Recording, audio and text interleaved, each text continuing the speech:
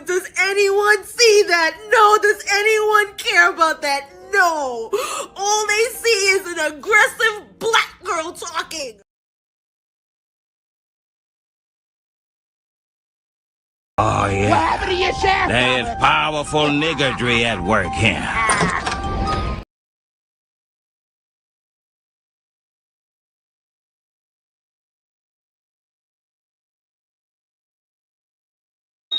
These angry, mad, opportunistic, lying black women. Because there are a lot of people in this country who do not like black women, but black women are the base of the Democratic Party. When I die, I'ma go to Snow Bunny Heaven. Snow Bunny Heaven. These blacks.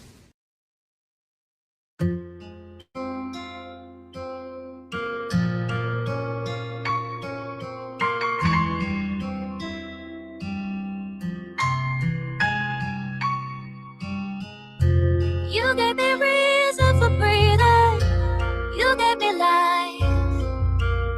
Was lost in a world with no meaning till you opened my eyes.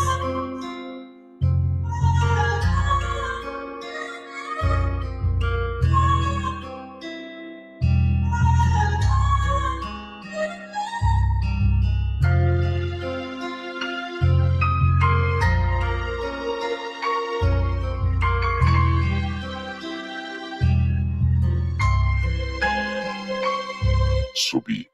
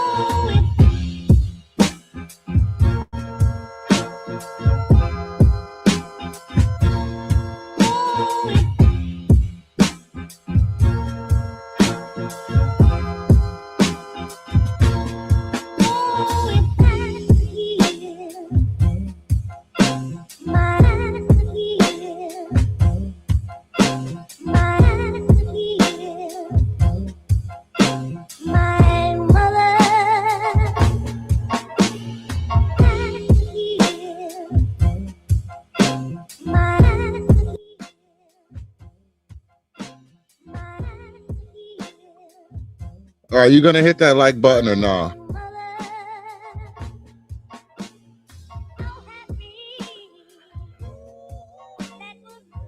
Are you gonna hit the like button or not? Let's go. Come on, people. Let's go. How we doing tonight, y'all? Hit that like button. Let's get this thing started, man. Welcome to the show. Appreciate you coming out. We got to talk about these women. Keisha is a Karen too.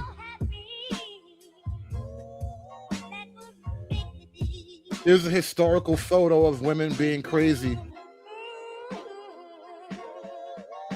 I'm not sure when this is from. This looks like pre-World War I.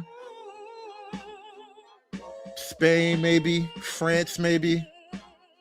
They were always like this, y'all. We got to talk about this shit.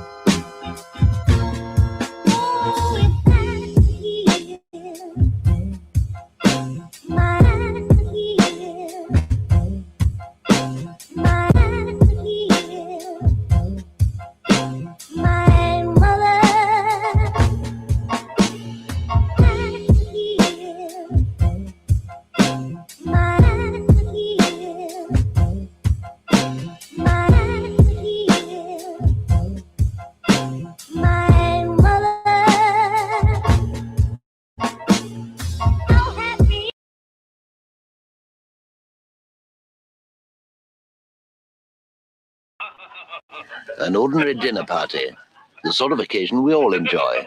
The men are exchanging witty stories. And look at the women, aren't they pretty? Look at the way they laugh. They're delightful. But now the conversation turns to more serious matters. I wonder if the government should return to the gold standard. I think it should. Good. Then we're all agreed. But oh dear, what's this? God damn it.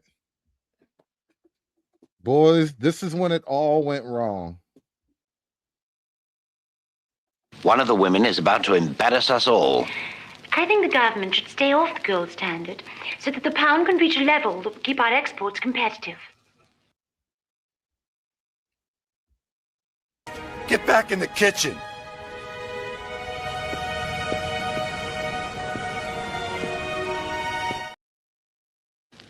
The lady has foolishly attempted to join the conversation with a wild and dangerous opinion of her own. What half-baked drivel. Look at how he's looking at her. That's exactly how I'll be looking when chicks start talking.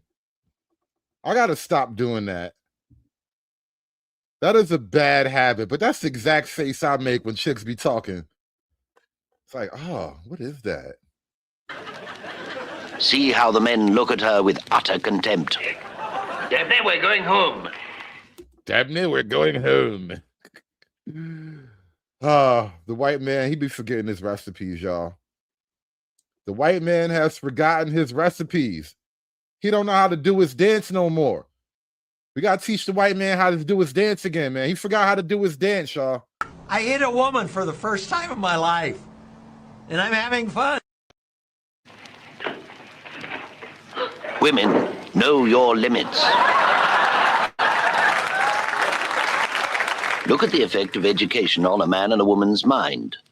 Education passes into the mind of a man. See how the information is evenly and tidily stored. Right. That's exactly how I learn. I just like collect Wi-Fi signals. They just beam shit right into my brain and boom, knowledge, wisdom, power, authority. It's pretty good being a man, honestly. I wouldn't trade this shit for nothing else. Now see the same thing on a woman. At first we see a similar result. But now look, still at a reasonably low level of education, her brain suddenly overloads. Oh my God, I've seen that happen. True story. That is a true story. It literally does that. Like, you know how the doctors, they have that little black thing It's like a tube that fits in your ear, but there's a flashlight in there. When the doctors stick that flashlight thing in chicks' brains, well, when they stick it in the chick's ear, that's what they see. That is exactly what the doctor sees when he sticks that little black flashlight ear thing in there. It's all these squiggly lines and shit. She cannot take in complicated information. She becomes frantically and absurdly deranged. Look at these venomous harridans. Venomous harridans. These look like women who live in Minnesota. These all look like Minnesota women. They probably live on George Floyd's block. These venomous harridans. These are Minnesota natives. What do you mean? They went to university. Hard to believe. They went to university. Look, this is what education does to a broad. This is exactly what education does to a chick. My daughter's off in college right now. I'm trying to fight the brainwashing. I'm telling you, education makes you fat and mean.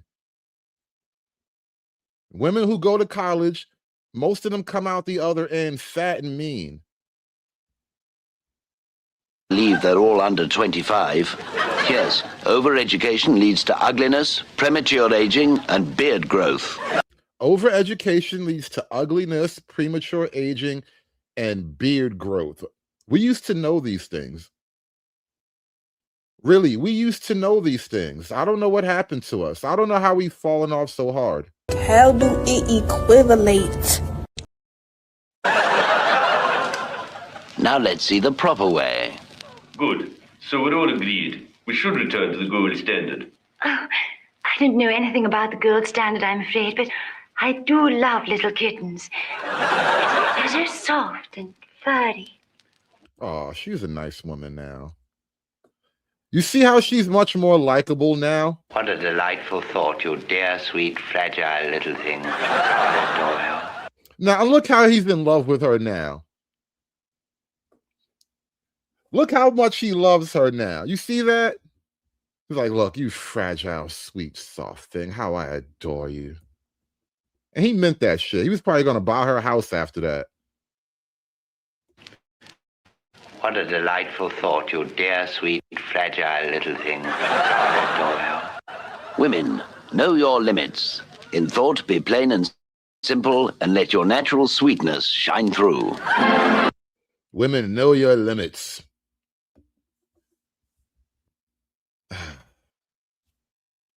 It wasn't a much simpler time, though. It really was. Not like this shit we got now. Now it's all messed up. These hoes and gone wild, man. Somebody done left the barn door open. But I am saying that feminization has caused one specific particular problem, and that is wokeness. Like a lot of people, I was baffled by the woke phenomenon. Why did everyone seemingly go crazy all at once in the summer of 2020? It was inexplicable. It seemed to be mass hysteria, genuinely. And the more I thought about what caused it, which is a very important question, because if we know what causes it, we know how to prevent it from happening in the future. I read an article that someone else wrote that put forward a really simple, elegant thesis, which is that wokeness is simply feminine patterns of behavior applied to institutions where women had not been very well represented until recently. So the world has gone woke because women are naturally woke, and we've let women do all the jobs. So now all the jobs have to be woke because women are woke. Women tend to be more consensus focused, consensus oriented. Men, when they're approaching a moral question, will ask, what are the facts? What are the rules? Whereas women will say, what are the relationships at play here? How can we make everybody happy? Mm-hmm. How can we reach an outcome that will satisfy all the parties? As opposed to the male perspective of how do we reach an outcome that is just and according to the rules. That sounded a lot like wokeness to me. And the sort of piece that made it all click into place for me was the coincidence of timing.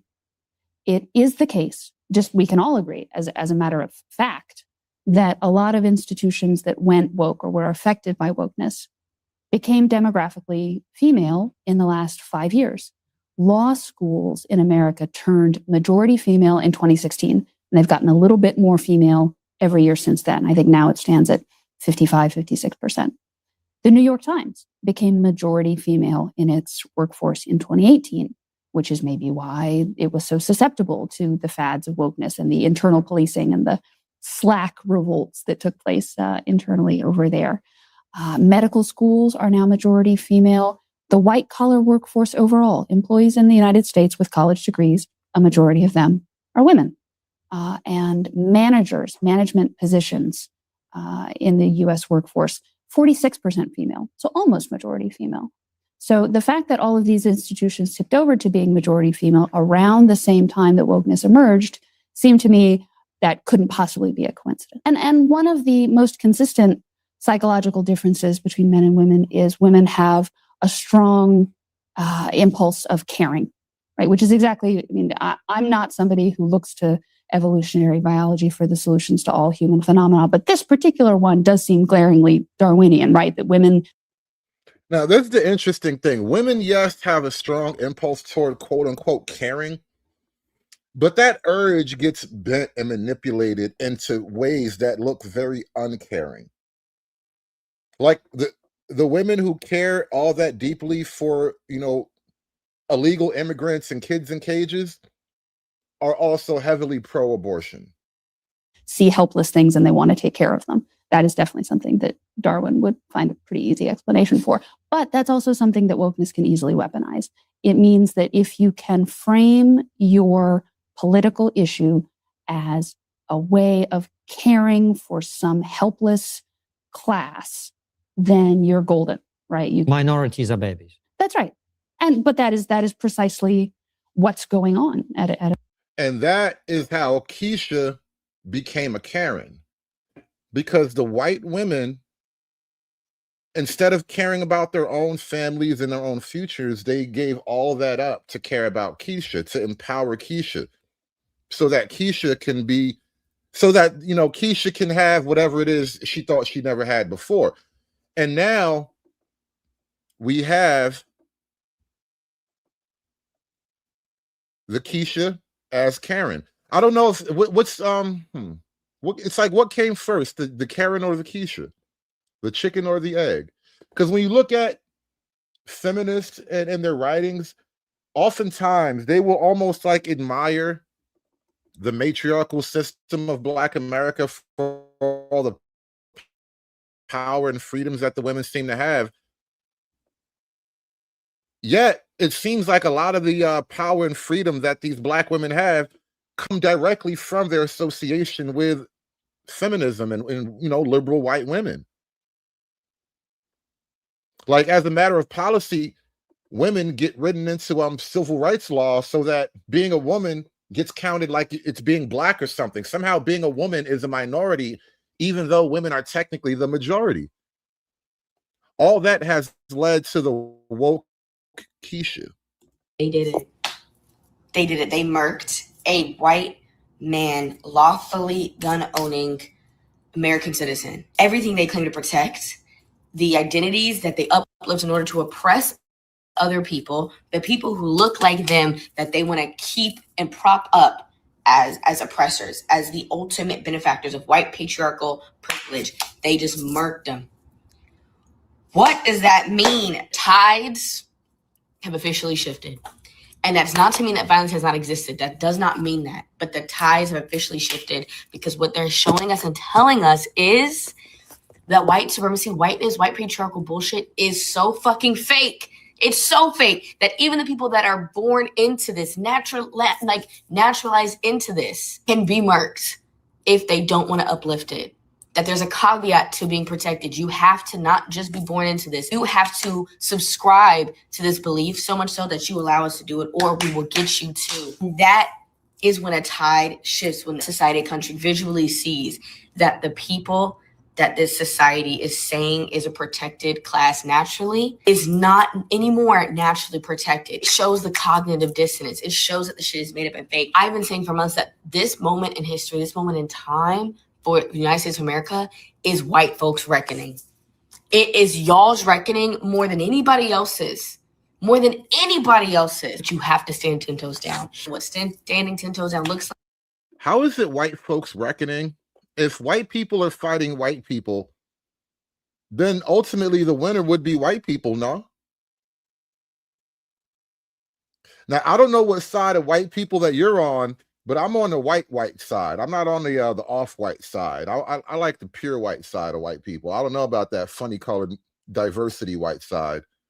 Like, is it might, as terrifying as all this is, it also is making the divide even larger, which means it's making the us even bigger. And folks who are born into a white patriarchal privilege are not protected based off of their morals and ethics and ideologies, and now they're discarded and seen as the other. It makes the us versus them bigger. The us versus them is becoming bigger. As someone who has survived abuse and a personal abusive relationship, I bet you have survived abuse. I bet every woman you know has survived abuse. I bet all of you dated the same abusive guy. You all have the exact same abusive stories. You probably got the exact same scars. I'm done. I'm done with life. And it's all Jermaine's fault. It's always Jermaine's fault. an abuser amps up his abuse the more he feels like he's out of control. That's why it's the most dangerous survivor victim of abuse is leaving. That also means that the abuser is realizing they are losing control. Yes, it could be the most dangerous. Yes, it's the most dangerous. Yes, but the abuser is losing control and the abuser realizes it and they're amping up the tactics. Now, part of the reason why I wanted to focus on the Keisha side of the Karen game is that I realized when you listen to these women talk, when you observe these women in their natural habitat, these women are unworkable. Well, undateable is a better word for it. They're unmanageable. These are the women who are destined to be in situational lesbianism. The abuser is the United States of America. It doesn't make it any less terrifying. It doesn't make it any less nerve-wracking. It doesn't make it any less new. We've been here before. United States of America been here before, but a lot of us have not been here before. The us is becoming bigger than them. You've got to draw a line in the sand, and that line in the sand is getting big and bold. You are either there or here. And even if you believe you're there, if they don't see you as there, they're not going to protect you either. And I know what you guys are thinking. You were trying to ignore the nose ring and look at the titties. Don't. Those are revolutionary titties, all right? You lift those titties up and a bomb goes off. Those are exploding revolutionary titties. Don't trust those titties. Those are not the titties you were looking for. I mean, I think that one of the things that we've discovered from the rapid changes that technologically has brought to our lives is that we still basically have Stone Age brains. You know, our species spent 95% of its history in hunter-gathering mode, right? Our first and most successful adaptation. There are many important ways in which our minds have not been able to keep pace with technology. The pill is a great example of that. The pill has existed in our lives, in terms of a species, for all 5 minutes. It's an incredibly new thing. And the thing that I continually find from talking to women who have tried their darndest to have sex like men, to pretend that these differences don't exist, is that it makes them utterly miserable. 99% of the time, it makes them utterly miserable. I'd say the same. Women who have sex like men ultimately become miserable. Women who have sex like men ultimately become miserable. That's what the data tells us. Good women are dead. Evil bitches, rise up! And the thing that I continually find from talking to women who have tried their darndest to have sex like men, to pretend that these differences don't exist, is that it makes them utterly miserable. 99% of the time, it makes them utterly miserable. I'd say the same thing. I mean, I always think of something a friend told me about someone he knows who decided with his wife to experiment with polyamory, right? Having multiple partners, having convinced themselves that all this monogamy stuff was just old-fashioned nonsense, whatever, who cares? And the first time his wife had sex with another man, and he knew that this is what was happening, he found himself vomiting on the floor of his bathroom because he had tried so hard to override his supposedly socialized ideas about monogamy and so on. He tried so hard to override them, and actually in the end he couldn't, literally at a gut level, he couldn't do that. And I think that is one.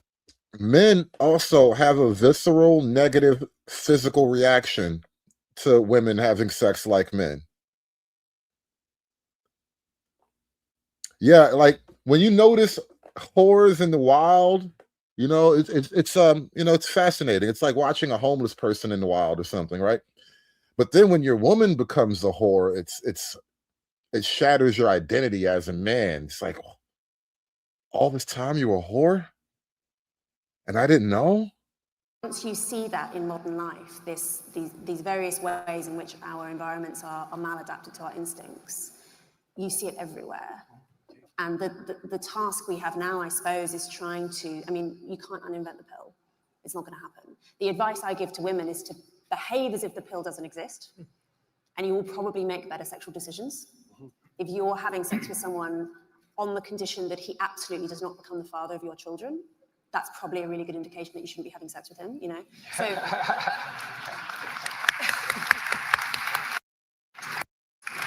So there is scope for us to be making different.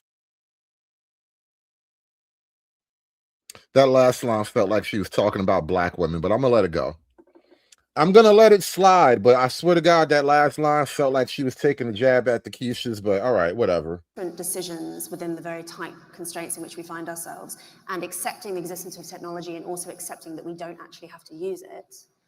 But the trade-offs are painful.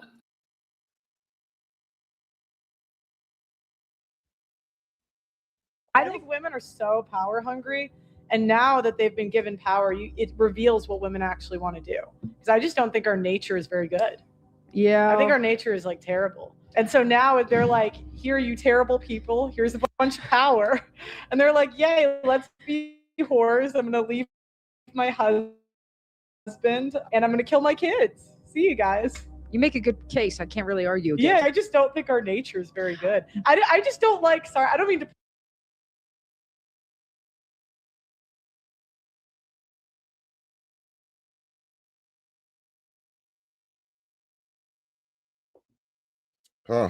My bad. My apologies, guys. This signal's been terrible today during the weather. No, I don't think most people's nature is very good though. Well, especially women though. I think women's is way worse.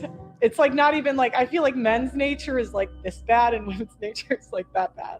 Feminism just weaponizes men's how good of people men are. Okay, let's hear this. Because what they'll do is the women are like, please, we want to work, and the men are like, shut up, fine. Here you go, honey, I want you to be happy. And they let us go work. Boom, she's the boss. Cooked. And then they say, look, we don't want to have a kid we don't want to have my kid. I don't want to force you to have it. So they're like, okay, here you go. And they're like, let's kill all the kids. And we just keep doing this over and over and over again.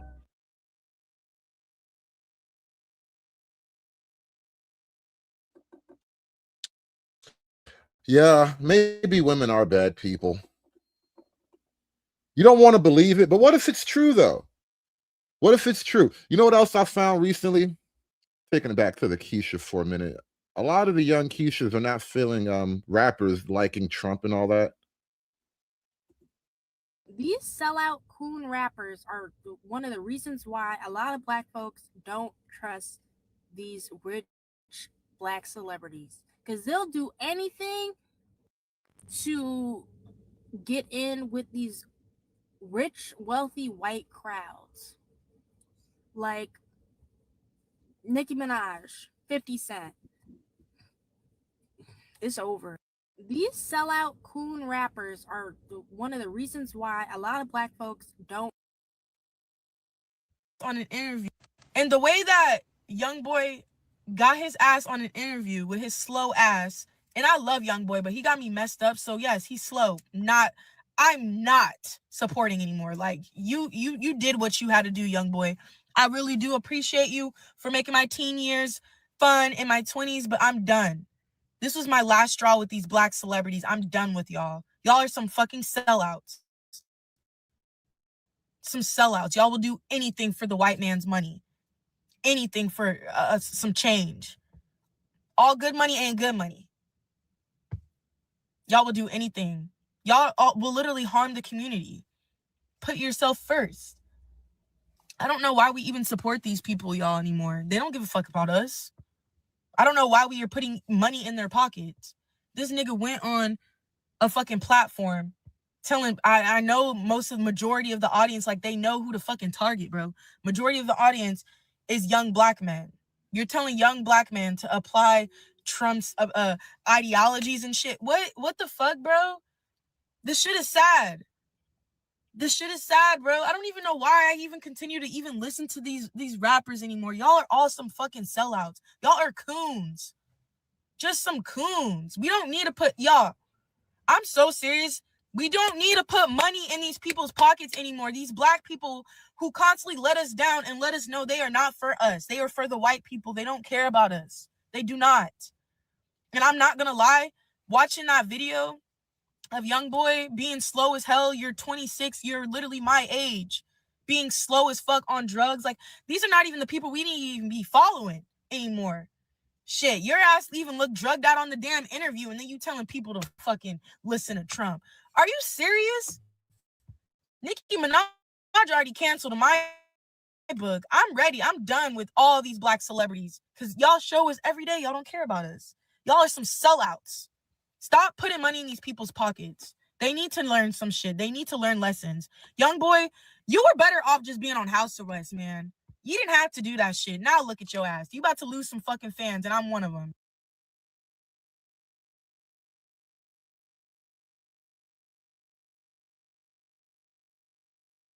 There's a lot of talk in America right now about Nazis and what it means for Nazis to be in charge. And I think to myself, what history teacher didn't tell their students that Nazis were trained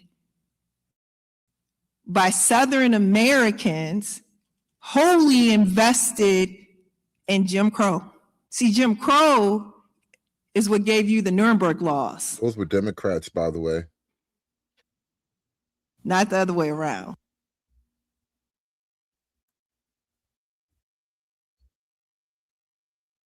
In part, what has happened, and I am not the first to say this, but I have been saying it for a long time, is that we have placed the neuroses of women front and center in the American consciousness.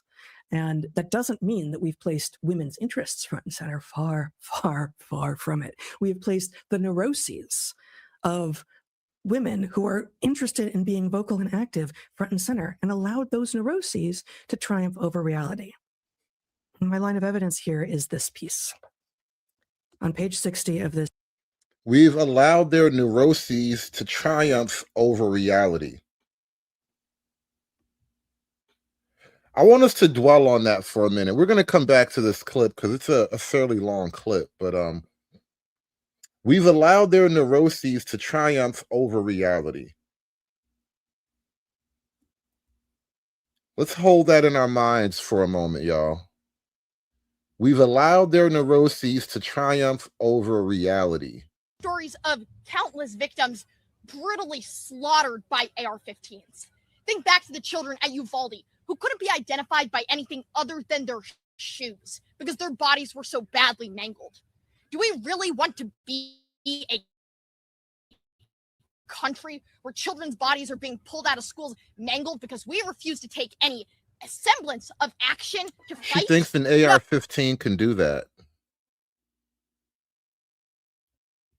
No, we don't want Getting to do shot that. by an AR-15 is like being eaten by a bear. Country, which is why I commend the efforts of the senators and Congresswoman McBath here today, because while their Republican colleagues are finding new ways to terrorize transgender children in this country, they are actually taking action to make it safer for kids in the United States of America. I have lived with post-traumatic stress disorder for the last almost 6 years of my life. Next Wednesday will mark 6 years since my shooting happened in Colorado. I was a middle schooler. Being a school shooting survivor robbed me of my adolescence. What she's saying is you can't fix her. She could never be fixed. I think there are a lot of women out there who unfortunately can't be fixed. I was in college, I dated a very traditional Christian man who asked me at one point, how do you feel about after you graduated, we just immediately got married and you were a stay-at-home wife and you didn't have to work? I was honestly offended by that question because I was so passionate about this thing that I was getting a degree in that I was just so eager to enter the workforce and do this thing that I loved and get money for it. Fast forward to today, I've graduated, we broke up, I'm now working in the profession of the thing that I got a degree in, and I changed my mind. I changed my mind. I don't want to do it anymore. I'm done.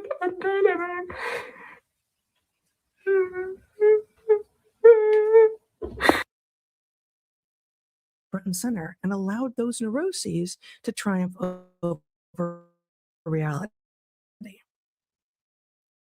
And my line of evidence here is this piece. On page 60 of this Atlantic issue from 2 years ago, predicting what would happen if Trump wins, it's called The Psychic Toll by Jennifer Senior. I'm just going to read a few paragraphs. There were times during the first 2 years of the Biden presidency when I came close to forgetting about it all.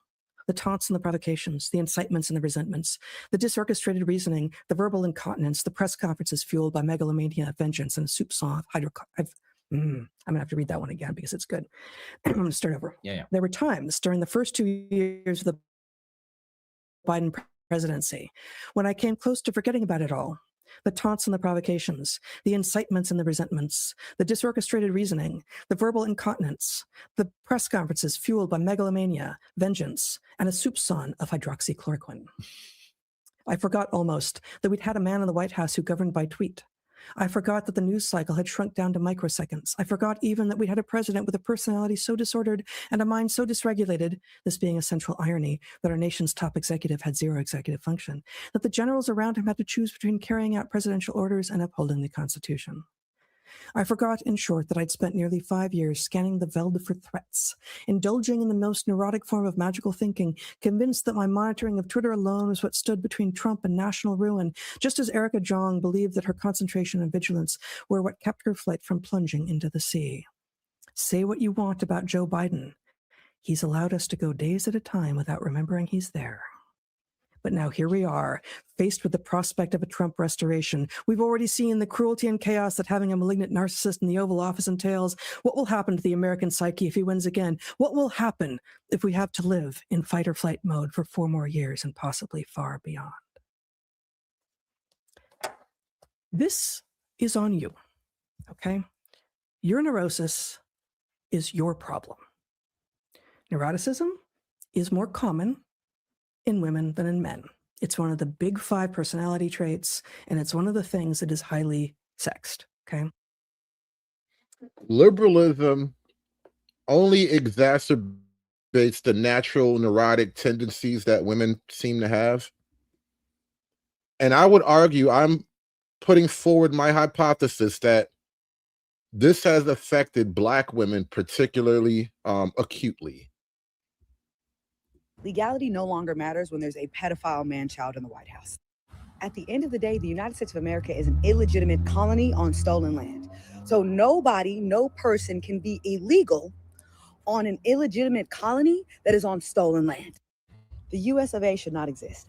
The imaginary state should not exist. Australia should not exist. Any illegitimate colony should not exist and morally should be destroyed. If you find yourself Based on what moral law? What law are you basing your morality on? Notice the multiple nose piercings. There's just a lot of metal in the nose.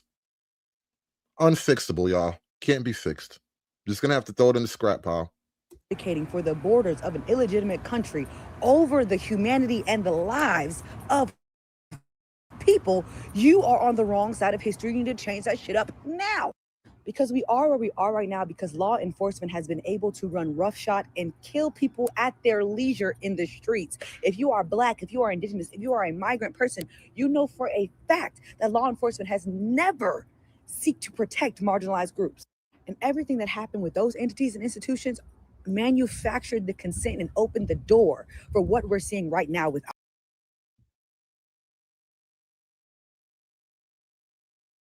Whoa, whoa, whoa, whoa. That was not supposed to happen.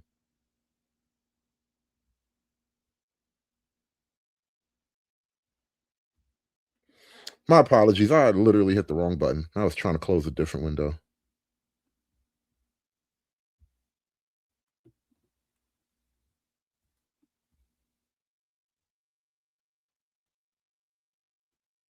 Today, the United States of America is an illegitimate colony on stolen land. So nobody, no person can be illegal on an illegitimate colony that is on stolen land. The US of A should not exist. The imaginary state should not exist. Australia should not exist. Any illegitimate colony should not exist and morally should be destroyed. If you find yourself advocating for the borders of an illegitimate country over the humanity and the lives of people, you are on the wrong side of history. You need to change that shit up now.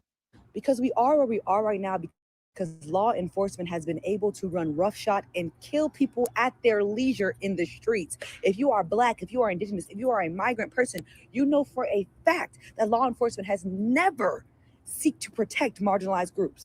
And everything that happened with those entities and institutions manufactured the consent and opened the door for what we're seeing right now with ICE. Rage is sacred and generative, but only if it is righteous and centers the humanity of all of us. So we must be creative. We must be compassionate. We must be audacious and intentional enough to imagine another world and be courageous enough to bring it about. That is our mandate at this time. So if you are still advocating for this illegitimate colony, you are on the wrong side of history, period. Keisha is every bit of the Karen that Karen is. Keisha is just a Karen in a different body. She's a melanated Karen. But they're all the same chick. There are contrarian men in this country. There are contrarian men in this country right now that are going to argue with their wives concerns about what's happening right now, and not even for any reason besides just being contrarian, and they're probably going to lose their marriages for it, because this event that's happening right now, if you dismiss your wife, if you dismiss your wife's worrying, if you dismiss your wife, you are doing one of the protect part. You just failed the biggest chapter, quit open book test. Like, I'm so happy that I have a husband that understands how big of a deal this is and is ready and willing to do anything that and prepare. And I know I'm lucky, and there's a lot of people that are living with a man, and the man does not get why they're worried. The man does not think this is a big deal. The man will go, but this isn't happening to you in your life. You just failed the test.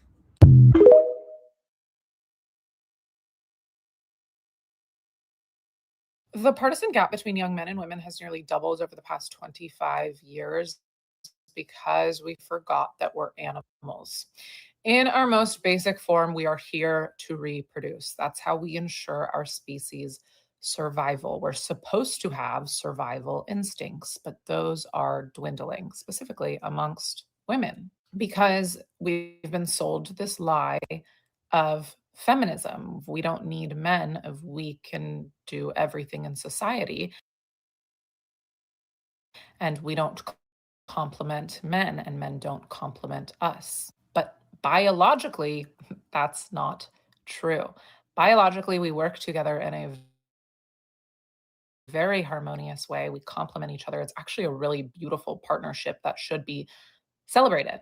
Instead, it has been demonized through feminism and through this erosion of basic biological truths, like the difference between men and women. But our unity, men and women's unity, it's literally as natural and innate as it gets. It's the sole thing we're here to do. But they've achieved this because they have preyed on women's empathy. And we are emotional because of biology. We're meant to respond on to crying babies. We're meant to nurture, to be caretakers. Men are meant to go be logical and hunt and survive out in the wild because there is a natural order to things and one is not better than the other. But our differences should be embraced because together we do make one. And women being told that we don't need men made them dive into their careers, into education. They married the state. And since women do have this biological need to care, we've been manipulated by our emotions politically, as in more recent years, the algorithm has cherry picked stories that tug on our emotions. And then men have reacted to this change and are becoming less reliant and celebratory of women's strengths. And I think there's probably a growing resentment. But this is what happens when we forget who we are and why we're here. We are animals here to reproduce and then hopefully work to make the lives of future generations better.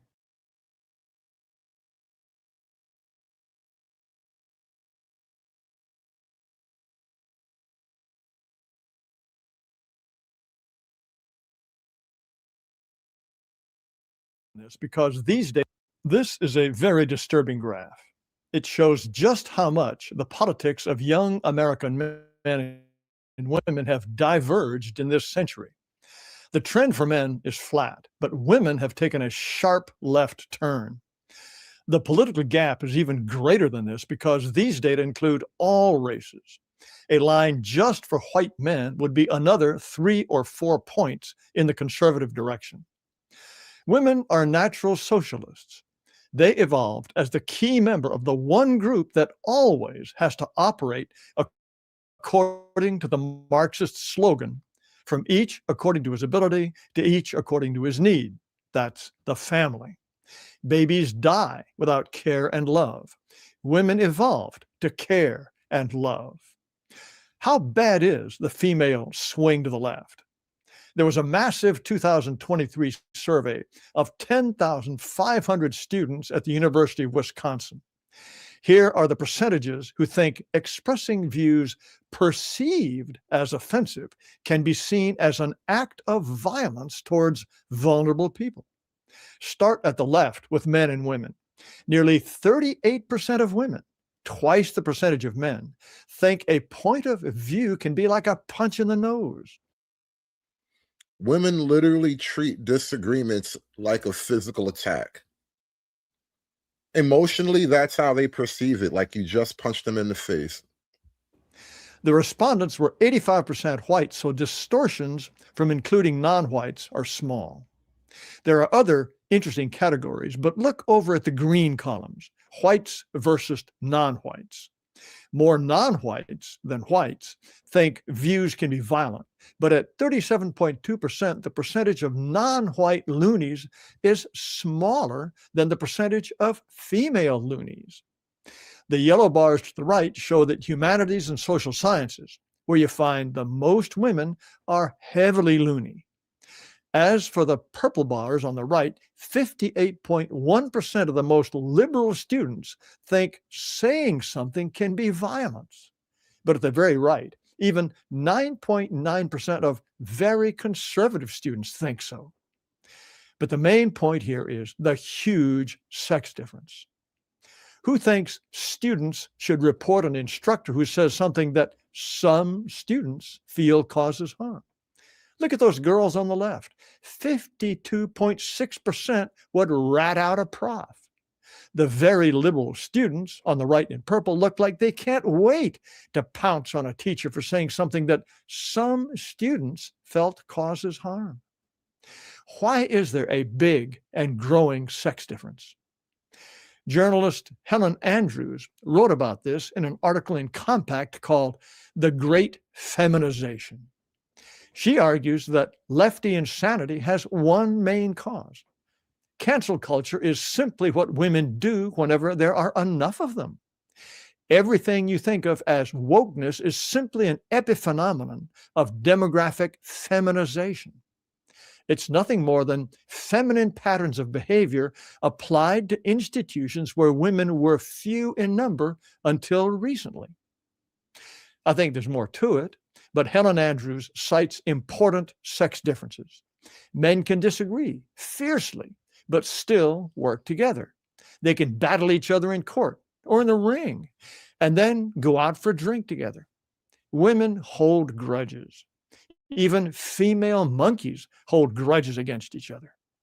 Miss Andrews says women evolved to solve conflicts not openly or through tests of strength, but by undermining and ostracizing each other. And women now dominate universities. They've also poured into law schools and journalism. Once there are enough of them, they run things according to squishy emotion rather than hard facts, and they stamp out dissent. That's what we saw in those student attitudes. Women are the ones who want to ban ideas that might hurt feelings. Feminized college turns young women into hard lefties, and feminized media keep them that way.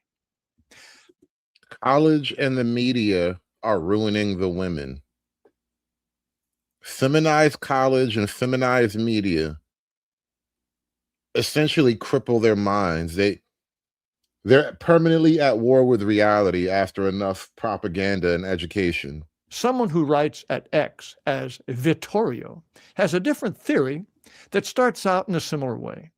Women evolved to fear social exclusion because if you're pregnant or nursing a child and get kicked out of the group, you die. Men are more independent and they take more risks. Also, in every culture ever studied, men have a higher tolerance for disagreement. A committee meeting doesn't have to be a group hug. In fact, it better not be if anything's going to get done. Women love consensus. And Vittorio argues that social media are the biggest, most ruthless consensus machines ever built. You can see what everyone believes in real time. Disagreement is visible, measurable, and punishable at scale. And once everyone got a smartphone, social media could hound you always, everywhere. This constant scrutiny by potentially everyone in the world overwhelmed the people who are most vulnerable to criticism, most fearful of not fitting in, namely young women. Social media surely contributed to the rise in mental distress from 2011 to 2021, with a sharp rise in 2016. As you can see, it's been worse for the youngest group, 18 to 25. And the numbers are a lot higher for girls. This is prevalence of major depressive episodes for adolescents in 2021. The other data are interesting, but look at the sex differences. A shocking 29.2% for women and 11.5% for men. These are major depressive episodes. And women are twice as likely as men to suffer from anxiety. Women complain more than men. And an increasingly woman-dominated power structure not only takes women's complaints more seriously, it shares them. This is how we get safe spaces, trigger warnings, hysterical Me Tooism, kangaroo courts for male students who look at a co-ed the wrong way, and the absurd idea that being fat is healthy and sexy. The only way to enforce this stuff is through censorship. This is the staff of Hate Aid, a German nonprofit that claims to strengthen democracy by keeping people like me off the internet. I count 4 men and 15 women. And of course, the big boss is a woman. Here are the no fewer than 8 photos of Miss von Hodenberg that she invites you to download. It's hard to get more female than that. And censors now wear hip clothes, not commissar uniforms. And so to return to the survey from Wisconsin, no fewer than 39.3% of co-eds think a campus speaker should be disinvited That is to say, told to stay away after he was invited if some students would find his views offensive. Helen Andrews thinks it will all get worse. Older men will age out of their jobs, and once the English department or the newsroom reaches a certain level of estrogen poisoning, only sissy boys will stay, and they'll go along with the girls. Right-thinking white men will tune out the news, despise the left, stop going to college, and have a hard time finding girlfriends. How can anyone marry when feminism teaches women that if they think they want children, it's only because the patriarchy brainwashed them, and that true fulfillment is working in HR or a progressive nonprofit? And even when they are 35 and childless and have been taking antidepressants for 15 years, they still won't admit that their Republican voting father was right. Steve Saylor thinks the sex divide can also be thought of as a marriage and babies divide. Married white women are a lot more likely to vote Republican, especially once they have children. They start caring about schools, policing, lower taxes, traditional values. And in 2024, 56% of white married women voted Trump. That's pretty close to the 59% of white men who did. Single white women voted only 47% for Trump. But the tragedy remains for young white men today. Traditionally, it was women who wanted to marry and have children. Now it's white men who want to have families and rear happy, proud children. You know, as much as Jared is speaking on behalf of young white men and white people in general, the problem that he's laying out, I can't help but to feel like he's speaking to Black America in its own way. There's a microcosm of the problem still, but Black America is suffering from the exact same problems. And many can't find healthy-minded women. Many women do return to good health once they become mothers. But for now, a lot of them are just impossible. It's understandable why so many white men lash out at liberal women, but they are victims of a sick and cruel system, a system that hijacked the best part of their nature, their kindness and their caring, and turned it against everything that it is also in their nature to love, their men, their families, and their race. Sometimes destructive forms of insanity fall out of fashion. Trans identification really is in free fall. Same for non-binary. Let's hope single white women begin to come to their senses. But let's also hope single Black women begin to come to their senses as well. But really, though, it's the white women. It's just so many of y'all broads. We got to get a hold of that shit. It's crazy. There was a study done where men and women were hooked up to brain scanners as they watched people play a game. They got to see whether the people playing the game were playing fairly or whether they were cheating at the game. And the people playing were connected to electric shock machines. So electric shocks would go into these people as they were playing, and they would measure the brains of the men and women watching. So every time a player that was playing fairly got an electric shock, both men and women's empathy centers lit up. Whenever an electric shock would go into a person that was cheating, women's empathy centers lit up just the same as with the fair playing person, but men's empathy centers did not light up at all. Actually, their pleasure center lit up. Super key psychological distinction between men and women. To make it plain for you guys, psychologically, women feel empathy for somebody who gets punished for their crime. Men feel pleasure or satisfaction watching somebody get punished for their crime. We have a primal righteousness to us that women simply don't match most of the time. As a general rule of thumb, this is one of the core differences between men and women. And here's another example of how this is becoming something shocking, the differences between us two. about the rise of assassination culture in America. We've talked about it on this show for months, and sadly, it appears to be getting worse. And here's the notable part, especially among women. A new study looked at tolerance for political violence, not intent to carry it out, but tolerance of assassination.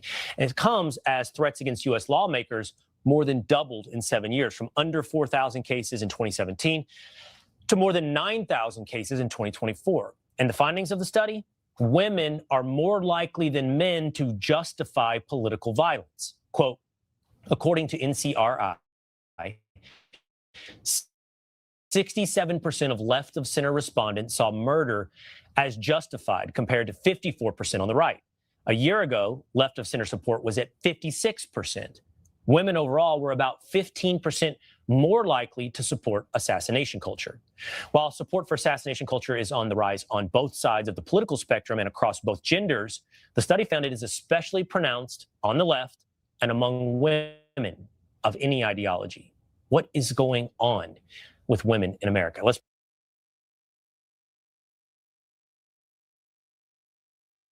What is going on with women in America? Good question.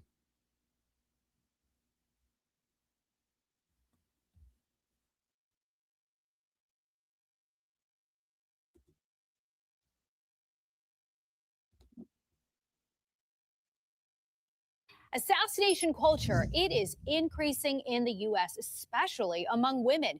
That's according to a new national survey which asked respondents about their support for political violence and the impact of social media. The National News Desk, Jeff Harris, joining us. And what a disturbing trend, Jeff. You dug into that survey, which focused on two high-profile political figures. Break down the details. So the Network Contagion Research Institute asked over 1,000 respondents nationwide about President Trump and New York City Mayor Zohran Mamdani. The study looking into tolerance for violence, not intent to commit it. According to that study, 67% of left-of-center respondents saw murder as justified, compared to 54% on the right. Women were about 15% more likely to support assassination culture, 14.8% for Trump and 21.2% for Mamdani. Now, the survey also finding those who expressed tolerance for violence against political opponents were also more likely to accept political violence against their own side. The director of NCRI, Joel Finkelstein, saying in part, quote, taken together, I think that the findings suggest that this is a moral, a spiritual crisis. It's not a partisan one, and we need to treat it that way. Finkelstein adding, across the board, older respondents were less likely to condone political assassination, and the group least likely to approve it is conservative males, then, or the most likely, liberal women. In response to the survey, a White House spokesperson telling Fox News Digital the violent rhetoric simply just needs to end, particularly how the far left talks about conservatives. As of tonight, Mamdani has yet to respond or issue a statement.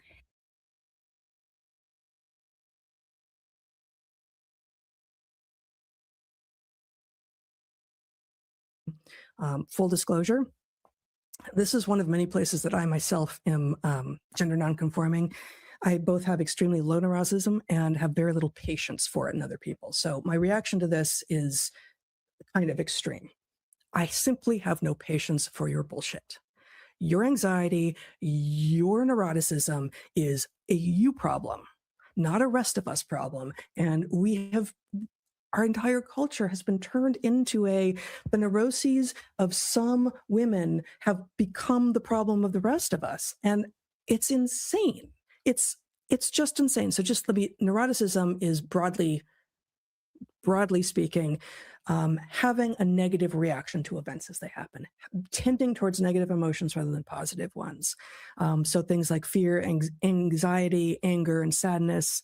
People high in neuroticism are more likely to have negative interpretations of events, greater difficulty dealing with stress. They're more likely to lash out at others and conclude that ordinary situations are impossible or untenable.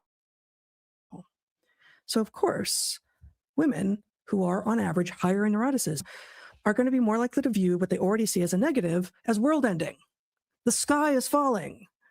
But it's in their power, your power. You are the individual who's experiencing this. It is in your power to reframe your response to it. And that doesn't mean that you may not want to make change in the world, but your neuroticism enough that it actually shows up in the Atlantic's issue about what will happen if Trump wins? We're all going to have a psychic toll. We're all going to be neurotic. No, we're not. A lot of these women, the Black ones especially,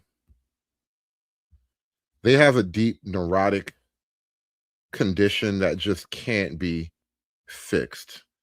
This is the woman who kind of sparked my idea for the show tonight when I said Black women are Karens too. I'm almost 95% sure this person was born female. I want people to understand how traumatic the situation in Minneapolis feels. Like, I am sitting in my living room and there's like I have large floor to ceiling windows in here. And every car that passes, because I live on sort of a major street, I'm like, is it ice? I'm just like, is it okay? Nope, not ice. Okay. There was a car this morning that was just idling in front of my neighbor's house, and I just sat at the window because I was like, because it was kind of like an ice car. It was a kind of car that ice be driving, so I was like, is it I? And so I just sat there and watched, and it was just like a dude who was like walking back from something. I was like, oh, okay, it's cool. I hear squealing brakes. The sound of squealing brakes sounds like whistles. And so there's been a couple of mornings where like a school bus has gone by and I've heard squealing brakes, and I'm like, and it puts me into like fight or flight, because I'm like, what? Okay, no, it's just I'm driving around. Oh, see. Literally hold on. Hold on. A big ass Suburban with non-Minnesota plates just pulled up and like idled, and I was like, it's fucking traumatic, bitch. Every time I go out, which is not a lot, what's this car doing? I rolled up on a car. I was driving the other day. I rolled up on a car that had deep dark tinted windows, and I just pulled up beside him and was just looking inside. Like, this shit is traumatic, bitch. It is hard to describe the way that I feel like my brain and my body have been rewired by this experience. Now, everything that was Heather Hying speaking previously, the white lady talking about neuroticism. Everything she was reading from that Atlantic Journal, you thought you were reading the words of a white woman, a Karen, right? But here you have what is arguably a Black woman, a Black female at the very least. Might not be a woman, but it's still a female. And this is exactly what the Karen was talking about. You were acting out Karen's neuroticism. It is hard to describe the way that I feel like my brain and my body have been rewired by this experience, because it's like you are just constantly on the lookout for danger, an active threat, and it just feels like, and you can feel it. It's palpable. Everybody can feel it. You walk into a store and it's just quiet. People are just, it is fucking, it's eerie and it's scary and it's fucking terrifying.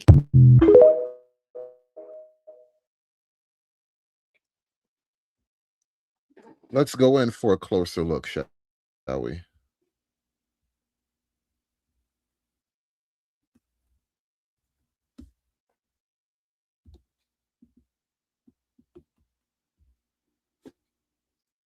Okay, this message is for other Black American people.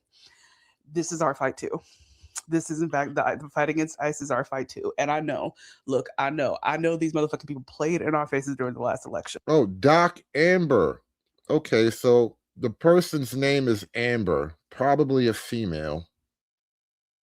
And it's a doctor. For other Black American people.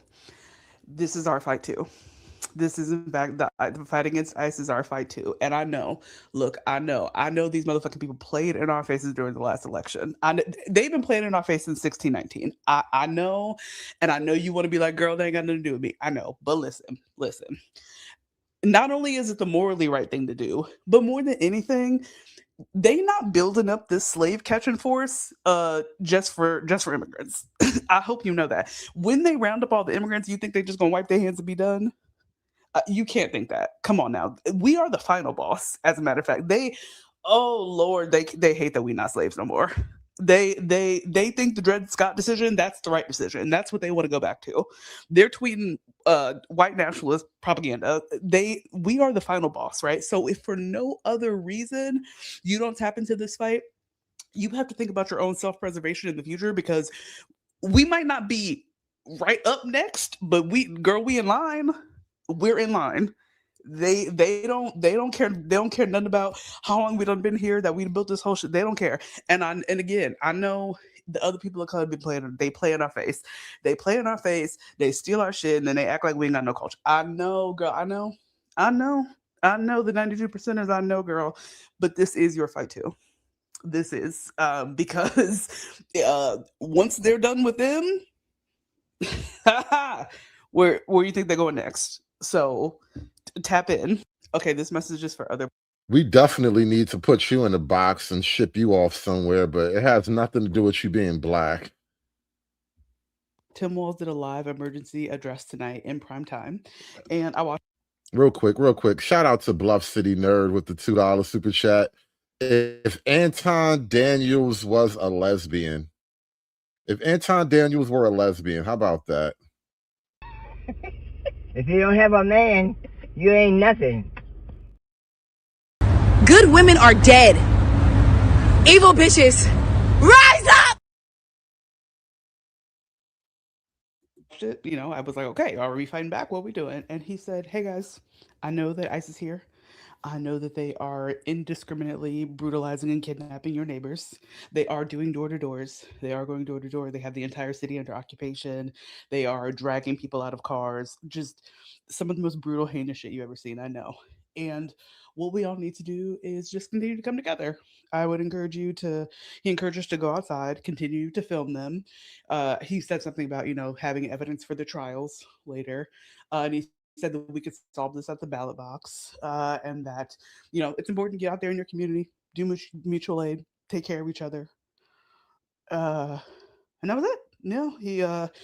He told us to stay peaceful. He was very, very insistent that we stay peaceful, and that we not get into that. That was it. He told us to be easy.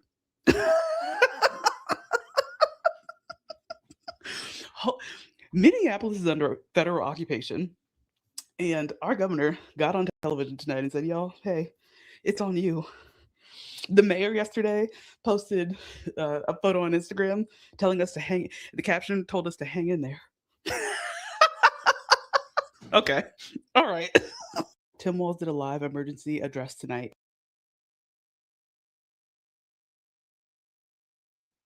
One more for the road, y'all. One more for the road. Like I said, Keisha is a Karen too on all levels.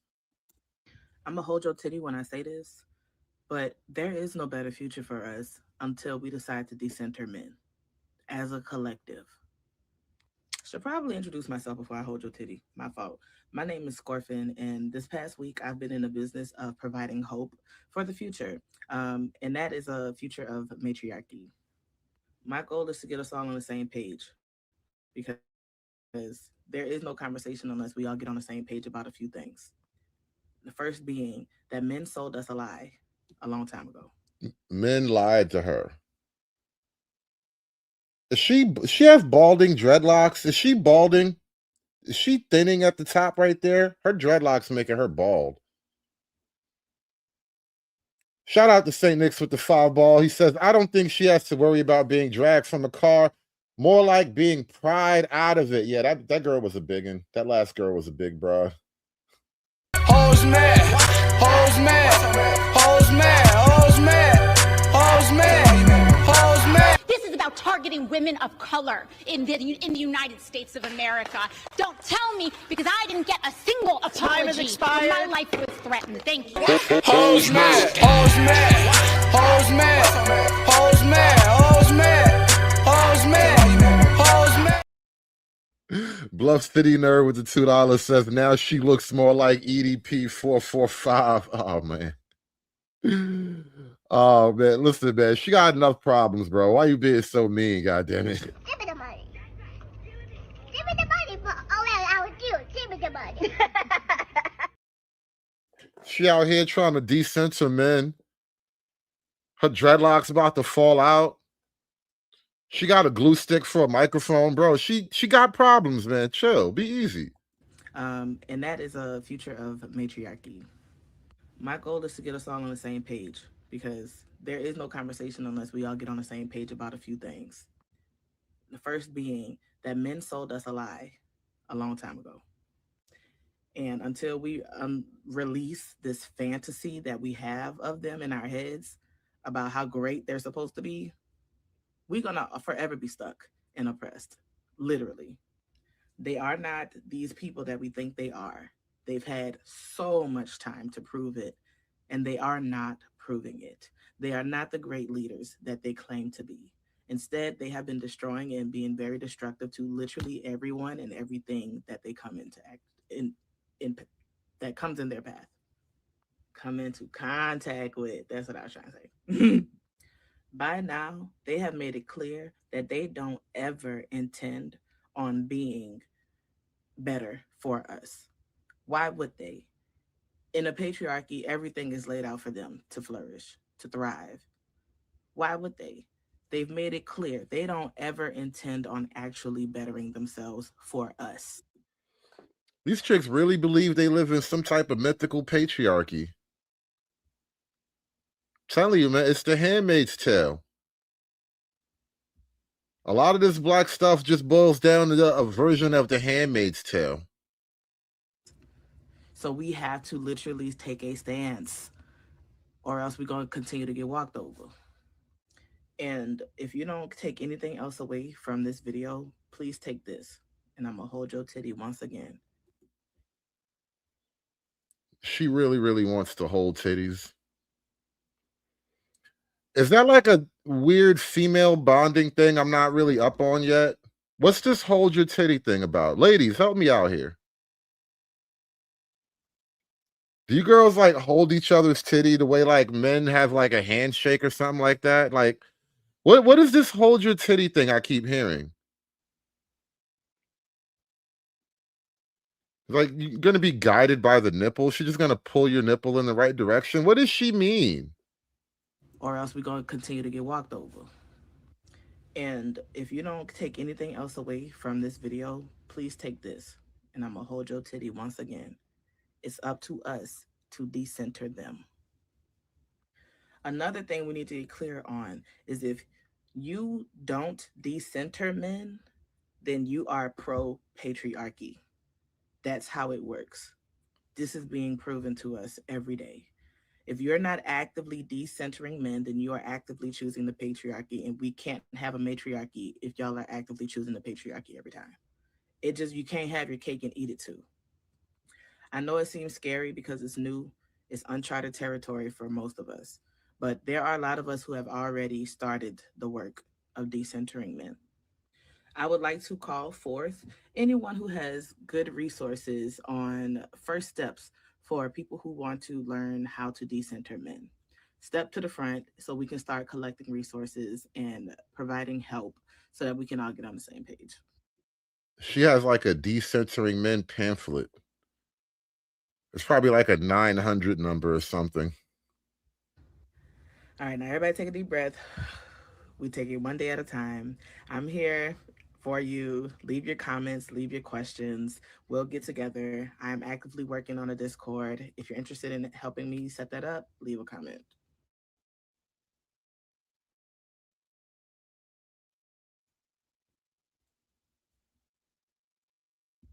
Well, Black people have been telling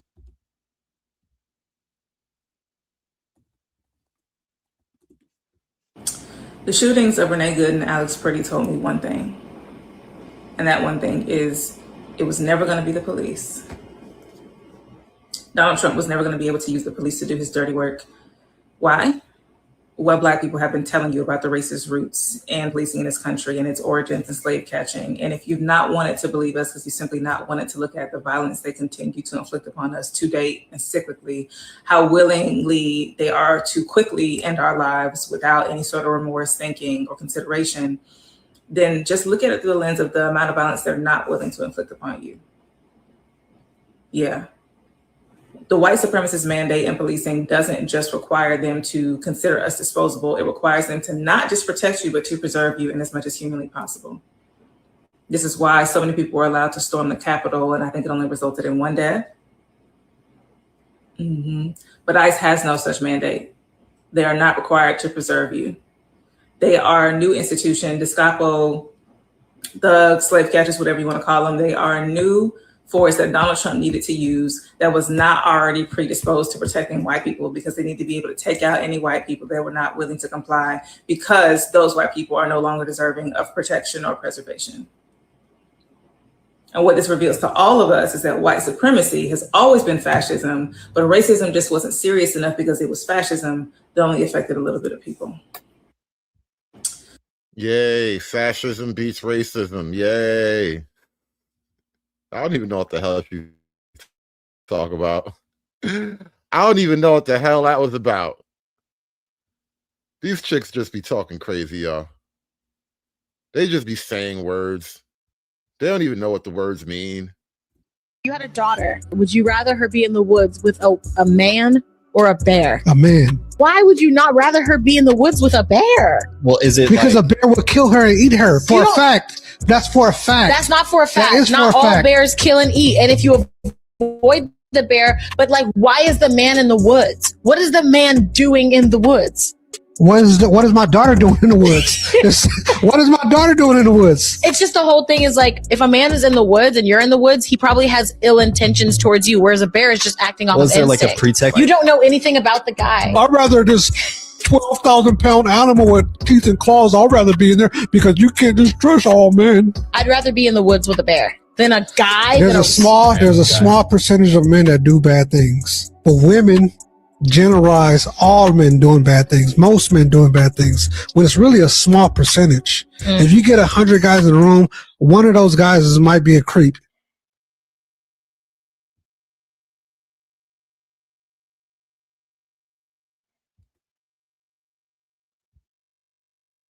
I know for a fact that I cannot be the only one that has noticed this. I need y'all to tell me what's up. I've seen so many black men come onto social media platforms and they got air in their chest. They're loud and proud and power to the people. And then something happens. They start getting, we'll call it romantic attention from women, specifically white women and Latina women, etc. But even from black women, they start getting this attention. Then all of a sudden that tide changes. They start straddling that fence. And then a lot of them start making these weird ass thirst trap videos. Start doing a little pandering, a little tap dancing. And then those power to the people videos, well, they become less and less. For me personally, there's quite a few black men on here that I used to follow, that I used to admire. I used to boost their content every chance I got. I have zero respect for them now. It's like they've been buck broken and ain't nobody laid a hand on them. If this was slavery time, they would be house niggas now. They would be master's pet out there monitoring the other slave. Like, it's so disappointing to watch it, especially when you see a black man finally step into a role that we need them to step into. It's so disappointing to see how easily swayed they are by that white proximity, that white validation. It's disappointing, it saddens me, and it's disheartening. A lot of y'all are so willing to forego the power that you hold, the power that your ancestors instilled in you. All because a white woman says you're attractive? All because they said you're well-spoken? Which is an insult in and of itself? What did you ever really stand for then? At this point, just grab your tap dancing shoes and get the fuck on, man. I need y'all to get y'all shit and get the fuck on. And let the black men that's really out here trying to do some shit, let them take your spot. Let them step in and do what needs to be done. Get the fuck out the way, because that's what you are. You're in the way. You're in the way of progress. You're in the way of us rebuilding. You're in the fucking way. My hero for a reason. Boys, Yeah. do you guys know what a period is? Yeah. Yeah. What is it? It's when a girl. It's when a girl vagina bleeds. Okay. Is that correct, Russ? Huh? Is that correct? Well, kind of. It's when every month when a girl doesn't get pregnant, their vagina bleeds because her egg didn't get fertilizer. Fertilized or whatever it's called. Yeah. That's what I know. Okay, that's correct. Is it gross? No, not really. It's nature. It's nature? Yeah. Mom? What do you know? What do you know about periods, Raiden? Anything? Like, your vagina bleeds because their egg doesn't get fertilized. Mm-hmm. So they have to... I believe the children are the future. Teach them well and let them lead the way. They have to wear diapers so they don't bleed out. Show them all the beauty. Is it gross race or no? It is? It's not, right? It's just okay. It's not gross, right? Right. Love you, Mom. Oh, I love you. Mama. Yes. And how do women act when they're on their period? They're like rude. No, not. I wouldn't say rude, but they act grumpy and they have a lot of emotions. Grumpy. Is not it? rude though. Is that like? How do you feel about when they act like that? Is it like? I feel like. And they be emotional. Sometimes I feel I am so lonely. I am so lonely. I have nobody for my own. That's how I feel sometimes. But do you? How do you know Are that you song? understanding though? Yeah. Yeah. Mommy, Okay. how do you know that song? Boy, that was before your time. That was during my time. How do you know that song is the question? Silly butt. I heard it. Yeah, I heard it. Mama for boys. Damn, it's 4 of them. Oh, stop. I didn't even see the youngest one. He was hiding in the cut. He was chilling in the cut. He don't even talk yet. He's just along for the ride. He don't even know he about to get brainwashed. He about to learn about periods and fallopian tubes and C-sections and mammaries and all. He about to learn all kind of business. Damn. Well. I just threw the link in the chat, by the way. If you want to chop it up, I'm not going to stay up too much longer, but the link is in the chat if you want to come up real quick, because these chicks is wilding, man. These chicks is really wilding out here. Now, I have researched into this case since the latest event has taken place, and what I found is that that individual was sentenced to conditional release. And that conditional release was that he would continue treatment with an outpatient community partner. My understanding is that that treatment was originally costing $7 a month. And that after a period of time, that $7 a month bill went up to $150+ a month. And that the individual was no longer in compliance with his treatment because of inability to pay for that treatment. And now here we are with individuals who need mental health treatment and don't have access to that treatment. Bad things happen. And that's what we're dealing with. I want to be very delicate in how I talk about this because we can. She's one of these judges who let somebody out of jail and then they went on to go hurt somebody else. And now she's trying to explain it because, the mental health treatment was too expensive. We could have just locked them up, but the games they play. A judge or a DA? I think it was a DA's judge. Probably. I think it was a DA probably. She doesn't look like a judge. Yeah. Judges don't typically give press conferences. Monique Worrell defends her choice to let Jihad Bojay, these names, Jihad Bojay, walk free for insanity, which resulted in 3 deaths. Yeah, I'm pretty sure she's probably the DA. Bro, he murdered someone. Wasn't his first thing he murdered someone? And he's like, oh, he can't afford it. You got to go free. What in the what? These women are just anti-civilization. Overly entitled feminist whores. That's what they are. And ADS, what's going on, man? Hey, what do you think what's up, about bro? the What's title, up? first of all? Is Keisha a Karen too in your mind, yes or no? No, she's not. She thinks she is until her ass get roughed up by one of these cops out here, by one of these white men. But she thinks the shit cute right now because she thinks she in bed with them progressive niggas and they really like her. But once they cook her ass, you know what I'm saying, then she'll come run back down to the hood. 'Cause that's what happened before, right? You know what I'm saying? They had 4 years in charge. Man, they was throwing bussy, man, at these white boys like it was going out of style, bro. And the white boys still ain't want them at the end. So they come running back down to the hood again. You know what I'm saying? Trying to conquer black men. And black men's a bunch of bussies. They're a bunch of feminists too. And now she's trying to get back at the white men. So it's weird to me how we keep allowing this to happen. Our women whore out, and the other people's women don't even talk to them. You know what I'm saying? They know it's going to be a consequence. Our women though, no, not in the black neighborhood, not in the black community. We just Well, allow everybody with loose booty around here. I noticed this is the interesting problem with the liberal black and white women, because you know all women low key hate each other. There seems like a little bit of a civil war going on.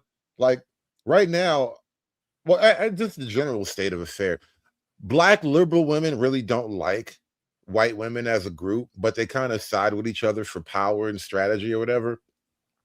Liberal white women kind of want to be liked by black women, but it's not happening.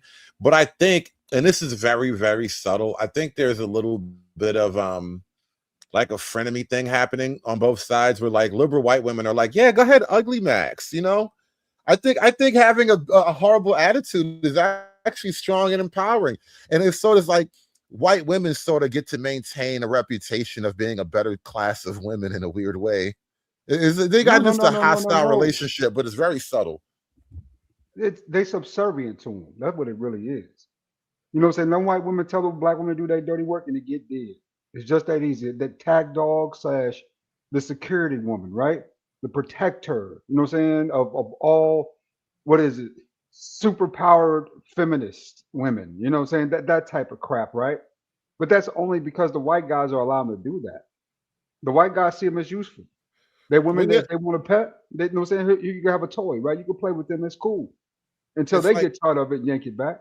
it's like black women get to be the sort of battering ram or the pit bulls even of the white female agendas. Facts. That's obvious. You know what I'm saying? What's going on here? But they believe if the progressives get back in power, they're gonna get another seat at the table. So what they're doing is maintaining that base, especially in the black community, until they get another opportunity. That seat at the table is going to go to a Latina or a Somali. Asian woman, nigga.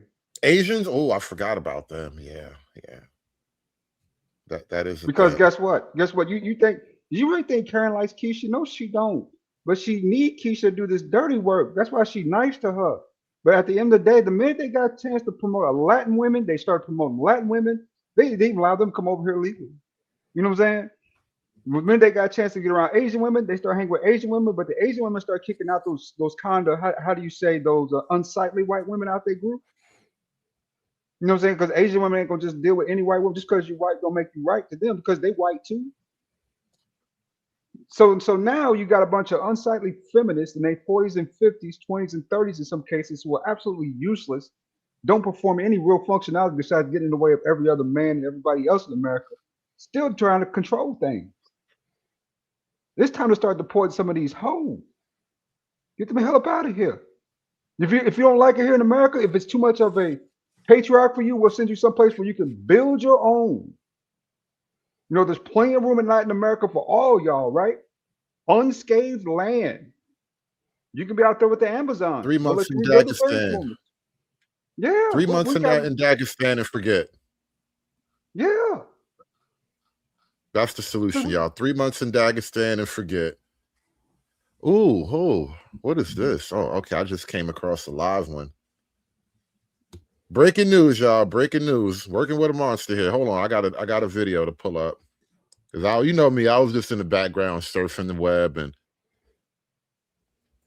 I don't even find things. Things find me. If Trump gets the opportunity to say, I can import because I think it's like, what is it? 12, 13 single women over in Venezuela or something like that who would love to come to America. And they say we could swap them out for them. Bro, I think we should sign immediately. Swap some of these women out quick. Because this is getting old, bro. This is getting old fast. I don't want to get married to a black guy. Hear me out. Don't hate me for this. I can smell the comments. I can smell the comments. Guys, okay, hear me out, okay? It's not that I don't like them. I like them like humans. I like them like humans, okay? I'm not a racist. I'm not. No, I'm Okay, not. that was weird. I like them like humans that's a line. What she That doing is a is line. she's trying to back it down, right? She like black dudes. But what she don't want to do is say it out loud because in her culture, what them men will do is taking it back and pop in the head. I can smell the comments. I can smell the comments. Guys, okay, hear me out, okay? It's not that I don't like them. I like them like humans. I like them like humans, okay? I'm not a racist. I'm not. No, I'm not. Nah. It's just that I don't want to get married to a black man, you know? My type is Asian guys, white guys, Arab guys, and light skinned guys. Okay, maybe you can be mixed. Yeah. Let's go. Look. Soon as you heard you could cross the finish line, you forgave her sins, nigga. I forgive I hate you anything. niggas, bro. I hate you See, niggas. I swear to God. I ain't forgive sexual anything. I ain't sexual forgive anything. access. But I know the truth that she lying. She like black guys. She don't really like them dudes like that. This is just her trying to placate, you know what I'm saying? So her people Nigga, won't get her. you heard light skin and you was like, yeah. And plus she's let's put it out here. Freeman, you can back me up on this if you want. If I'm wrong, you tell me I'm wrong, right? But the word race came from a daggone scientist in the year 1200 when the Muslims conquered Jerusalem, right? It became prominent during the slave trade. You know why they call it race? Because it was racing to get niggas from Africa back over to Europe, Britain, and other continents. That sounds like a little bit of tricknology I just got hit with right there. Google Nigga it, did the bro. tricknology on me. Google Hold it. on. I do tricknology when I hear it, man. I know Y'all like, Google it. Google it. I just laid something on your head. Google it. I know, bro. Niggas over here trying to kick knowledge and shit, man.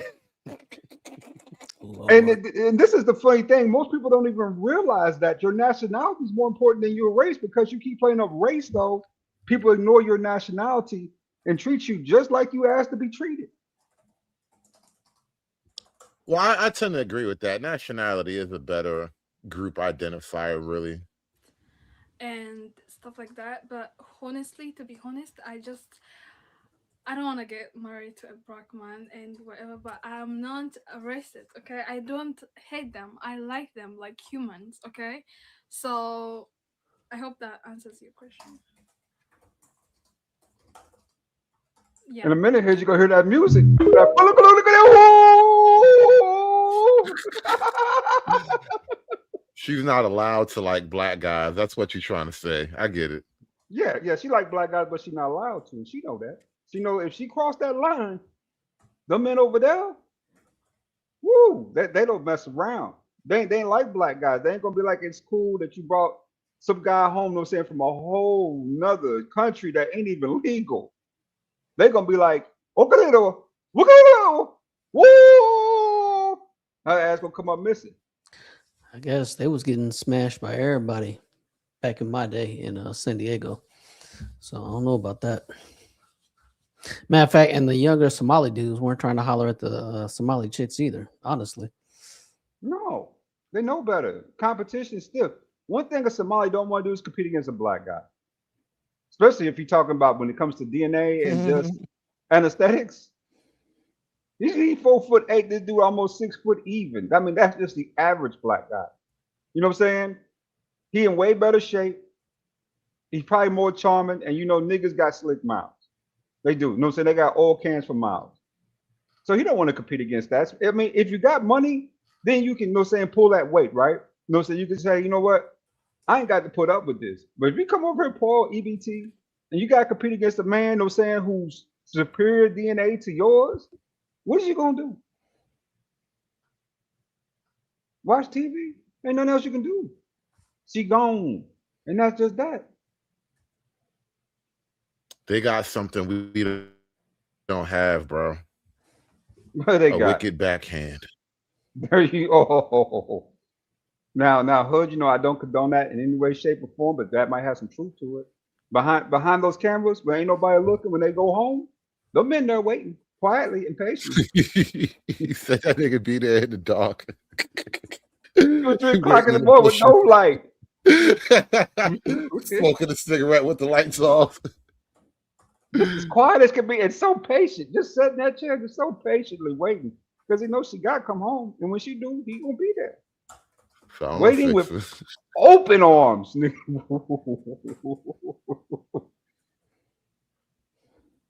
But see, that's how women of other. That's how it be for women of other cultures, though. When it comes to dating us, you know what I'm saying?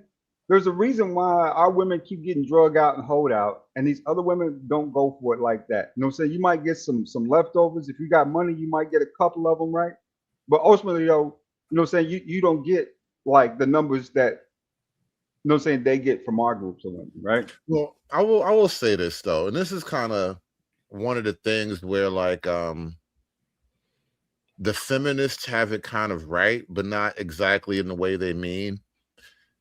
Patriarchy does impose on women, right? But the only way to get modern Western civilization or any functioning civilization is you kind of have to impose certain things on the women and the men as well. It's not like the men are just running out here living at their, wills, doing whatever they feel like, but you have to restrict the wild nature of the two, right? Men's wild impulse tend to be more violent, more physical. So the men who are more violent and more physical tend to wind up in jail. We don't really have a thing like that for the women. And so their wild impulses tend to be a little bit more devious, a little bit more hidden. They tend to hide their hand a lot more. And so we don't really have a kind of like counter for that right now. But in general, culture is sort of like, especially like Western cultures, any great culture that rose up, they had an order for how the men and women were to behave and to relate to one another. And over time in Western culture in particular, we've just kind of erased all those little boundaries, those invisible kind of guardrails that kept especially women in bounds, whereas we still have a lot of the guardrails that keep men in line. And we haven't really quite worked that out for modern culture yet. Well, men don't want to work it out, man. They want sexual access. There it is. I mean, no. I mean, at the end of the day, with some of this behavior, you know what I'm saying, it's being allowed for a reason, because they're looking for a collapse. Right? This was a way of getting rid of black men without ever putting a hand on them. Empower their women. People don't talk about this, but the Minoan civilization, right, where women were in charge. You know what I'm saying? The Trong sisters, where women were in charge, collapsed under that leadership. Well, I mean, I don't think it's a black thing in particular. I think in terms of people wanting the country to collapse, this is definitely part of the ploy, because white men are suffering the same type of problems and indignities with their women that black men go through. Like the manosphere is male, it's universally male. It's not a black thing per se. No, I disagree. When white men got tired of women getting on their nerves, when they started to, get to the point where they thought they were too big for them, they checked it.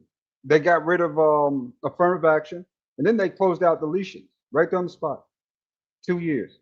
I don't know if that was a white men doing that. Shoot, the Asians were mad about affirmative action in one sense. Like, I don't know if that was purely a white man thing.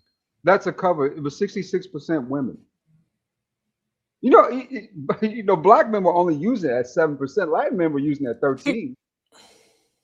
Freeman, you want to jump in there? Oh, sorry. What was I going to say? No, I was going to say black culture is a little bit different because it is a gynocracy. So it's just the feminism is peak here, right? This is where you see the most aberrant behavior because they're the least tethered to, not just Western society, but just even valuing men. Like the men aren't valuable. You know what I mean? Like even an ardent feminist can conceive of a man being a resource and having value, but I mean, they would just throw you away in black culture, bro. Just literally. Literally, if they don't like you, if you are not aesthetically sound to them, if there is something that they just do not feel about you, you might be too nerdy, you might be too dorky, you might be too geeky, you might be too smart. You know what I'm saying? You might not smoke enough weed, right? You might not drink enough alcohol. You might not be as much of a party. You might not have charm, charisma. You know what I'm saying? Any one of those factors can get you tossed to the side. And let's be honest, dealing with black women, if you are not careful, you will be alone forever. You know what I'm saying? Unless you just settle for the ugliest bride you can find on your block, right? The ugliest. I mean, I'm talking about, you know what I'm saying, precious ugly, right? You know what I'm saying? Big as a house. You know what I'm saying? She eat cupcakes, you know what I'm saying, for snacks. You know what I'm saying? Past 2, 3 o'clock in the morning, right? She in the refrigerator eating out. You know, that's the type, you know what I'm saying? If they don't like you, you got to go for, because that's where they put you at. You know, I remember a point in time, man, in history where black women actually measured character when they actually needed men. They said, okay, you have to be a good guy. You have to hold a standard, right? Because I need you to make sure you take care of me. Nowadays, it's a boy band game with a lot of these bras, man. They're looking for boy band members. You know what I'm saying? They're looking for niggas in skinny jeans over 6'5". That's what it really come down to. You know what I'm saying? You got to be black, skinny jeans over 6'5", right? You know what I'm saying? I mean, not just the mixed black. I mean, whole black. I mean, you got you got the shine at midnight. You know what I'm saying? Type black, right? Midnight Shiner. Yeah, it's when we left them in power for 4 years, that, and people just could not see that oppression. They were, I mean, let's just be honest. Other groups of men saw the oppression they were putting on us. Black women were oppressing the hell out of black men when they were in power. Bro, You know what listen, I'm saying? man. Listen, it hasn't. Whoa, time out. It hasn't stopped, right? Heroic black men are being written out of Western culture. You understand? Literally written out. There's no Passenger 57, right?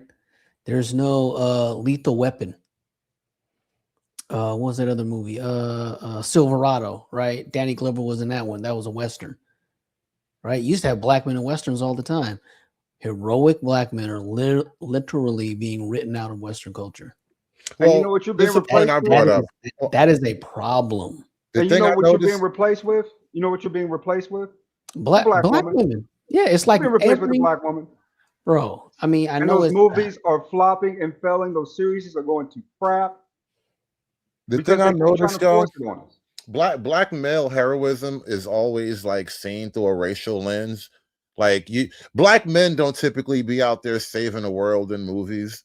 Will Smith was like one of the few examples of a black man who's like, you know, he almost single-handedly saved the world in a couple of movies or whatever. Whereas, like, generally speaking, the black male hero that you see right now is almost always like a weird racial dynamic to it. Like, you're not a black man hero unless you're fighting the white man. Blade was another good one. You know, Blade was actually great in that it was a black guy and a white guy as the protagonist and antagonist, but it had zero racial overtone to it.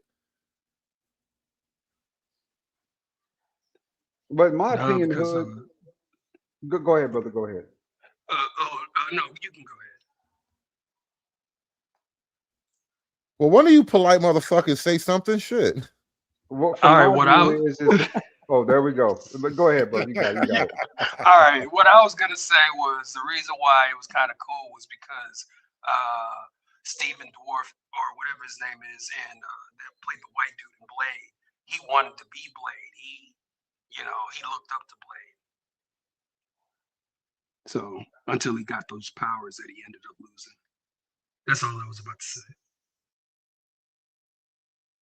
But no, it was just the thing I noticed where, like, you were talking about, you know, the Hollywood representation of black men. Like, back in the 80s or even up until the 90s, you know, we sort of had just maybe more typical black heroic figures. Whereas, like, nowadays, you know, you got to be, the revolution is nonstop. I call it the forevolution. You're always fighting the revolution. You're not just being a man doing manly heroic shit. You know what I mean? You know, or you're a gangster. That's the other one. I'm sorry. Go ahead, ADS. Of course, you know, believe it or not, white guys control the R image as well. That's the crazy thing about it. And they ain't gonna let you get too heroic around here, or they women will start to slide to the side. Because there are a lot of them that have a lot of interest in black men. Let's just keep it real.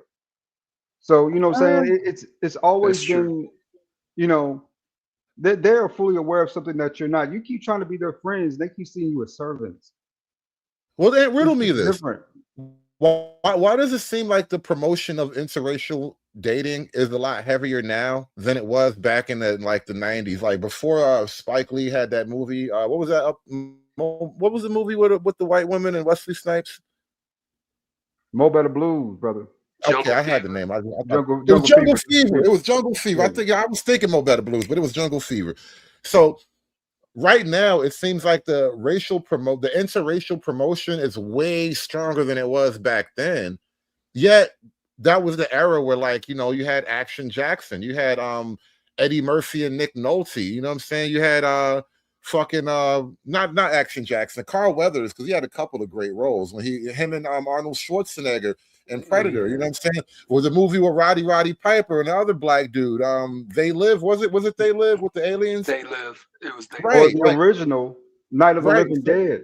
That was There was a he black dude in that house too. Yeah, he was a cool ass nigga. They had cool ass black dudes on TV all the time, but it wasn't this heavy interracial promotion like there is now, though. No. I mean, there's a reason for that, though. There's a reason for that.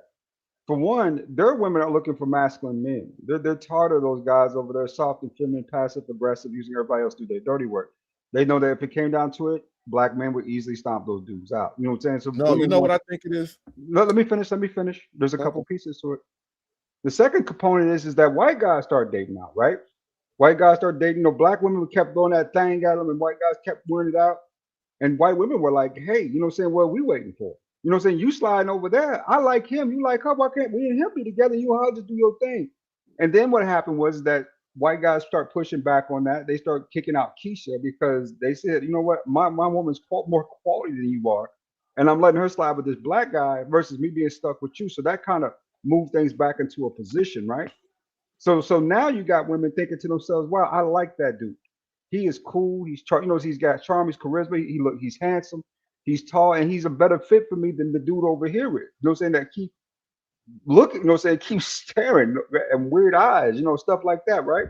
So I think regardless of the fact now, they just like, hey, because one thing about a feminist that most people don't understand, besides hard-headed black women, if you talk about a white female feminist, they like masculinity.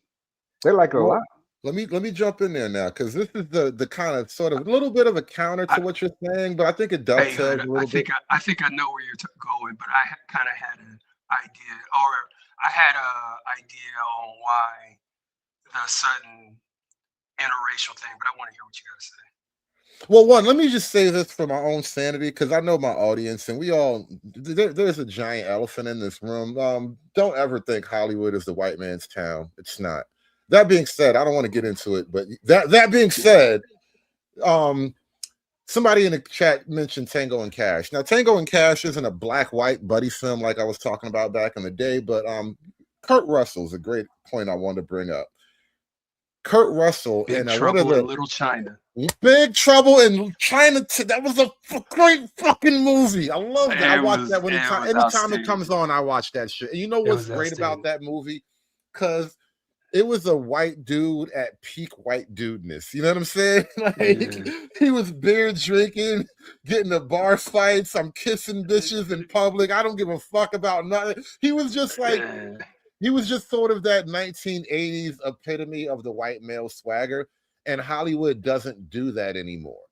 And so and not only does Hollywood really shy away from that now, women don't really seem to look at that figure. Like they've kind of shied women away from that. They've kind of convinced women that figure of a white man is bad, but in reality, they kind of play up that archetype for like black men. Black men still on TV because somebody has to be the swagger guy, and this is why you get that weird ethnic replacement of black and white characters. And so Hollywood is definitely fucking with the national psyche of people by kind of promoting one group of people and changing the image of one group of people over another. And so when you look back over time, it's a subtle shift, but yeah, I do think there's some truth in that, where like that kind of Kurt Russell, Big Trouble in Little Chinatown white guy.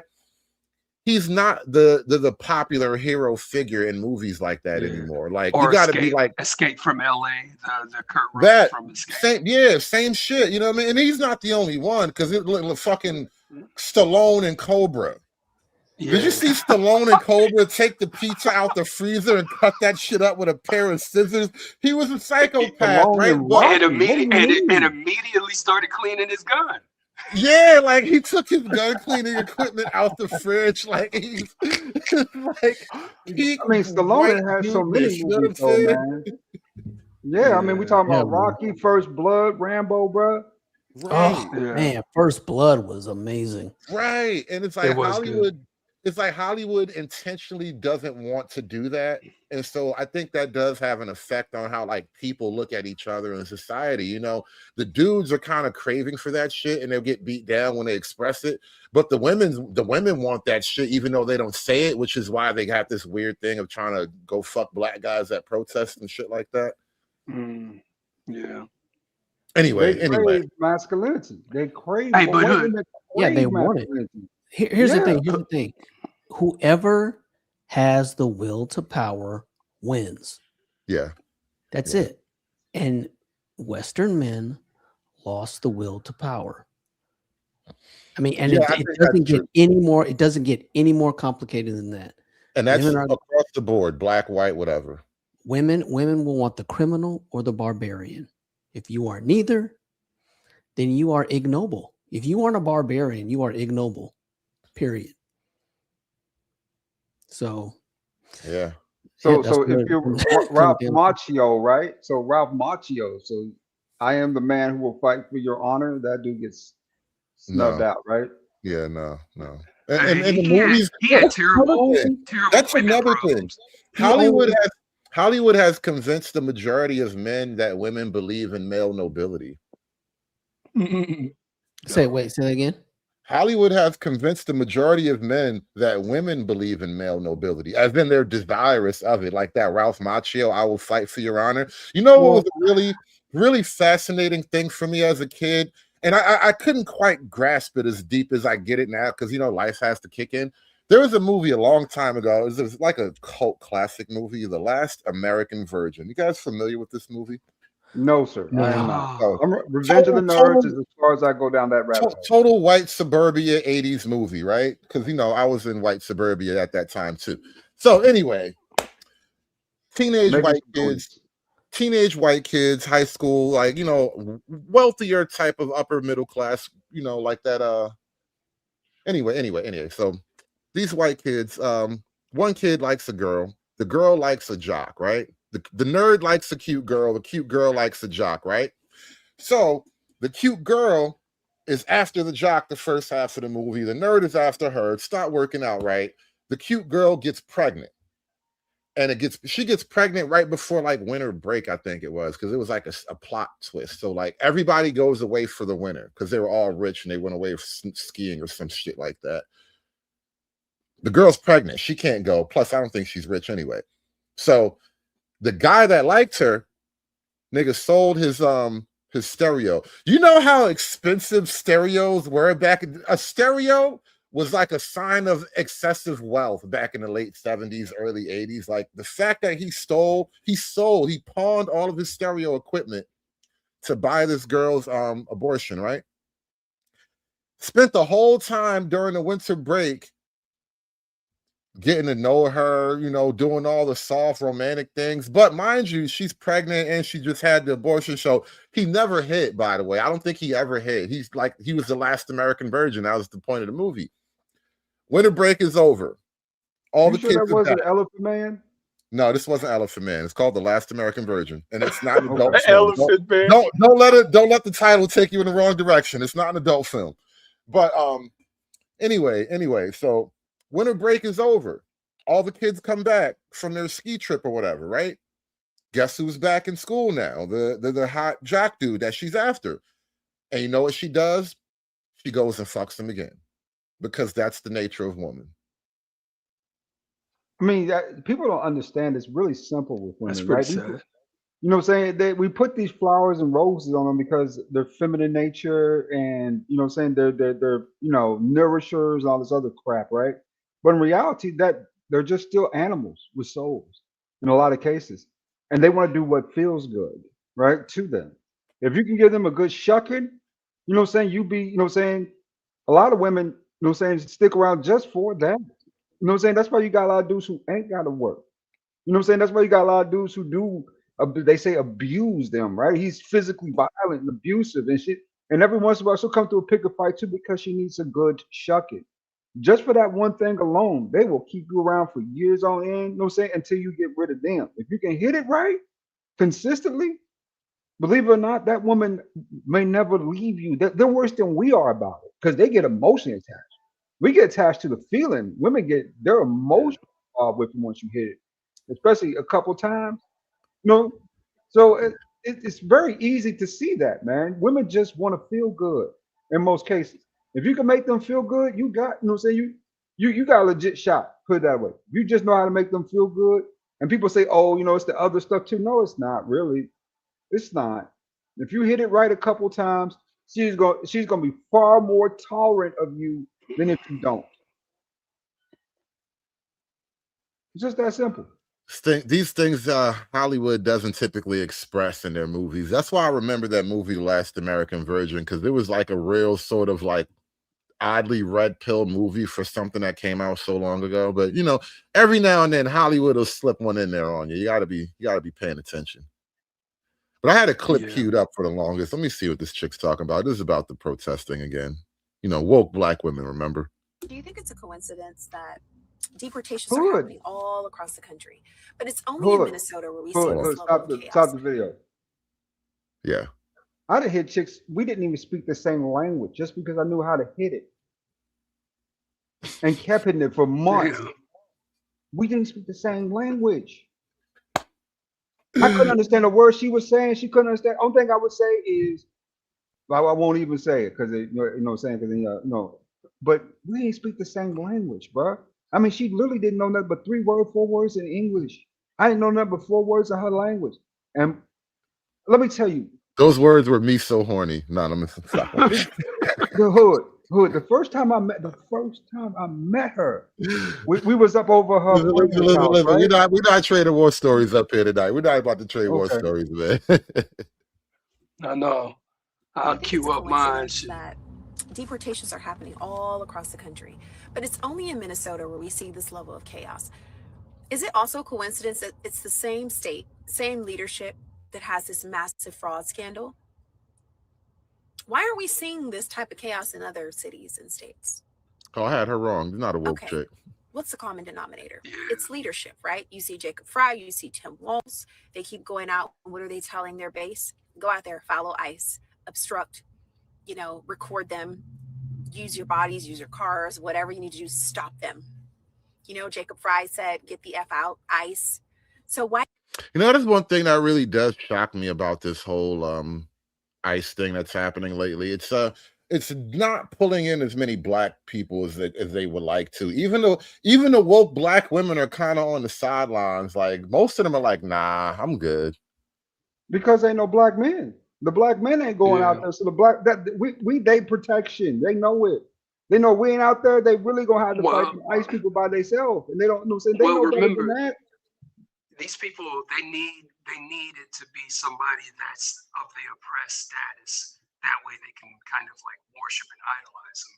So, if it's just another white if it's just another white man, I mean, they've been told that white people need to get extinct for a long time now. So it's very hard for them to go back and talk about all lives matter. Too far gone.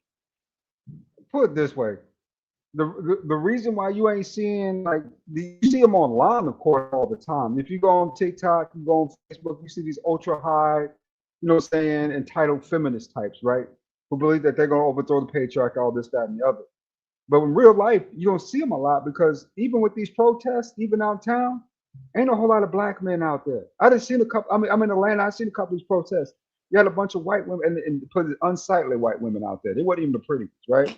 Bunch of unsightly women out there. know what I'm saying, trying to, stand up for folks, whatever, whatnot, right? But you didn't see, what I'm saying, once I saw there wasn't no black men out there, I saw a couple black women out there with, signs or whatever. But boy, they made sure they stayed to the side because they Not, know if I know black men out there, they are unprotected. No folks ain't gonna defend them if them people come at them. Ain't I think nobody it's gonna get in the way.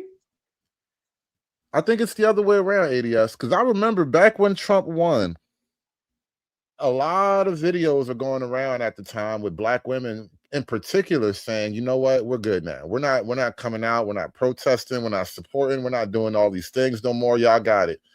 And true to form, black women have not been showing up to, like, the No Kings rally, all these immigrant things. And part of it is, this immigrant stuff kind of does tear the black politics in half. But also is like, because a lot of women aren't showing up, I think that's the reason why a lot of the men aren't showing up. The women are No, the draw for the men. no. It's that they're not in power. That's what it really comes down to. See, black women aren't dumb. They're not stupid. They will challenge you. Really? When it comes to power and control politics, they had 50 years of practice on us, controlling these homes, controlling black men. They know once that power dynamic shifts, they no longer have that same say so or influence at that point. So what they tend to I don't do know. is I don't know if they know that though. that they do. They do. They're very aware of that. That's why you hear them talk this trash online, but not in real life. Something already asked what is it, 600,000 of them. They right now, they hiding kind of underneath the table. You know what I'm saying? They really don't want no trouble like that because they know they ain't got no course of action besides to suffer. Now, if you had a bunch Yeah. of black men out there, they would turn on us immediately. Put that, it would be immediate on sight, bro. They would turn on us because what they're really looking for is favor with these other cultures of men.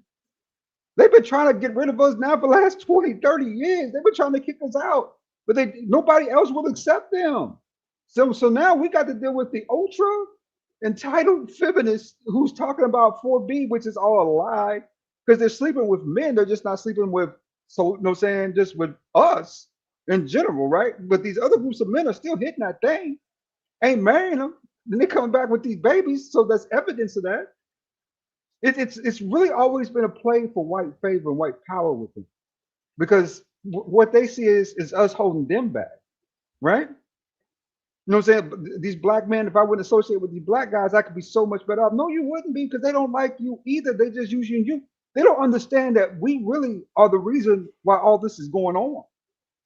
We're the reason because white man clearly sees it. If I give this black man, put it this way, how you think you got a bunch of impoverished ghetto people with guns who literally took over America by influence. You think the white man did not see that 20, 30 years when you were slipping out with his little girls, with his wife? They're saying when you slipping out with his women, he watched the whole time and he didn't like the swap because he didn't want to be with black women. I don't know. I'm not really into this, like, this idea that the white man has this collective You team see that that they woman all right work there? for. That's a Hey, hey, beautiful woman there. And guess hey, what? These Hood. Can I? women know the truth. They know.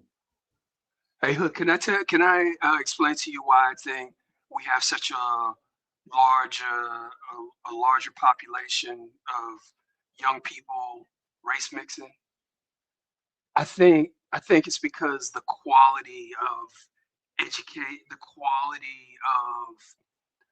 education has gone down. Like I remember there was something that Vic said right before every people pretty much turned on him, and he said that America has turned into like uh, a prom king culture or something like that. Yeah, I popularity mean, contest. yeah, but he was kind of right. He was kind of right about that. And it seems like, I listen to Ock Nation a lot, Sun people, black people. It seems like the Sun people, they got the swag, they got the the aura that everybody's looking for. And it's almost like mhm. I guess that same type, ain't shit type person, but it seems like that's what's promoted, what's pushed to the top. So No, they're just winning out on the masculinity piece of it. Women, like I think your brother mentioned it earlier. Women like a tad bit of barbarian in their man. They like a man, if it come down to it, they know he's ready to fight. They like a man who's willing to put hands on another man if it come down to it. And they don't see that in this other group of men. I mean, let's just keep it real. For the latest craze, what was it? Not this, the summer before last, before that, when Biden was in office, that was the latest big craze down in Atlanta. I saw more little Negroes around here wearing mini skirts and halter tops. I literally saw that in downtown Atlanta. I saw more than, I mean, bruh, I was like, are you in downtown Atlanta? Come on, Right. man. You're gonna bruh, see I was that. like, wow, what's going on with all these Negroes up in here? Then you got the red dress competition in Louisiana. Women are craving masculine. They want somebody Yeah. to help put them in line. And But then I guess think what? another thing. Oh, God. Niggas is too timid, too shy to do it. You're too timid. I don't want to offend her. She's gonna, you know what? She's gonna do it anyway. She's gonna do it anyway. So you might as well do your thing and see what happens. You know what I'm saying? Because you will be pleasantly surprised that a lot of women are looking for somebody to at least step into a role and be a man. They want to be men. Another This is the thing. thing. Go ahead, T.R. You got it. Another thing I'm thinking is another reason why Black people are sought after by these liberal types, by anybody, is because your typical Black man is just so ready to submit his power to his woman. He's gonna be like, here you go, I'm gonna let you take care of everything. So, women like to have that kind of control. They don't want to have the power. Well, I think I heard dirty folks say that. They don't want the power, but they damn sure want the control. Niggas I think it's just the opposite. I think when they come around us, they like getting checked. These women, somewhere in their soul, they feel like what they are doing is wrong, and somebody need to say something, but no one's saying anything. So just like children, ADS, that was exactly what I was trying to get up. I was trying to bring that point up just now. And it's the thing I noticed, because you and I have sort of been on different panels at this point arguing about shit. And there've been women on the panels, and we get the bad guy label or whatever. But here's the thing I realized. You always agreeing with their bullshit is just simply not interesting. what it's gonna do is your cock is gonna fall off. You're gonna have a whole pussy between your legs. That's how they gonna view you. Eventually, If you're not willing to be the villain, you don't deserve to be the hero. You don't deserve the prize. Every great conqueror in history played that villain role. They had to take over somebody else's shit to get what they want. And they got their women, they got their weed, they got their money. Because at the end of the day, it's about your goals and agendas versus how people really, how people feel in that circumstance, or how they view you even.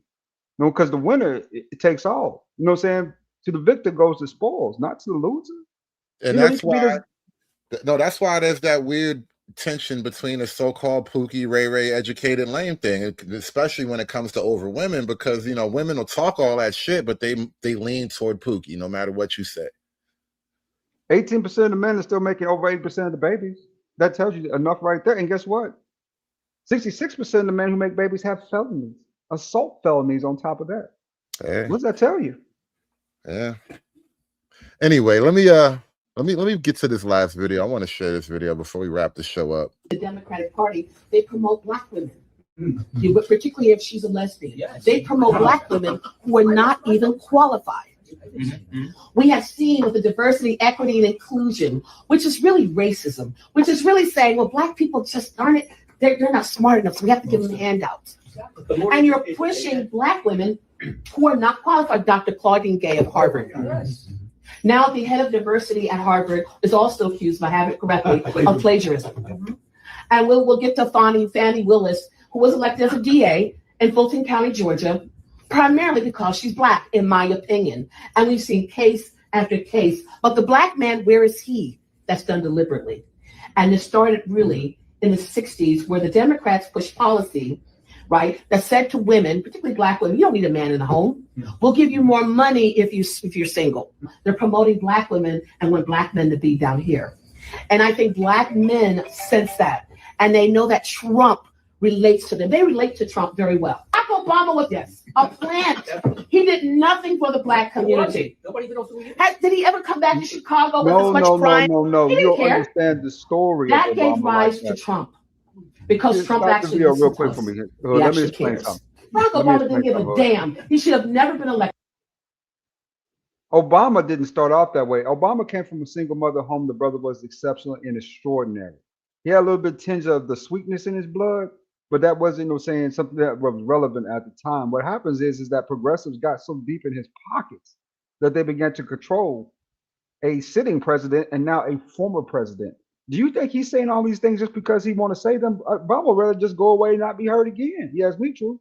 If there wasn't no I think money he has a involved, lot of faith in Obama, bro. I think Obama is exactly what he's always been. We just didn't want to believe it.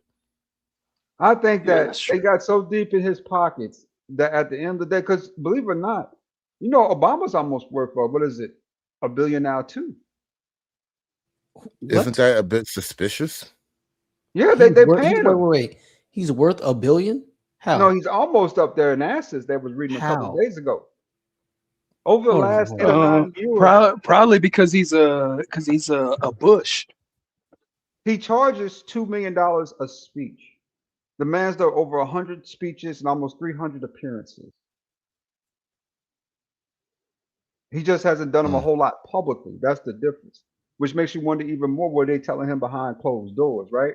And right now, if they're just paying him because he's not a sitting president, so if they're just paying him for his services, he can really rack up. We talking about $10-15 million a pop.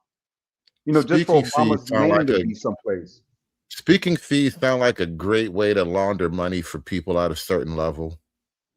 There you go. I agree. So the brother's been, racking up dough behind these progressives now since he left office. He's really been making big shots, right?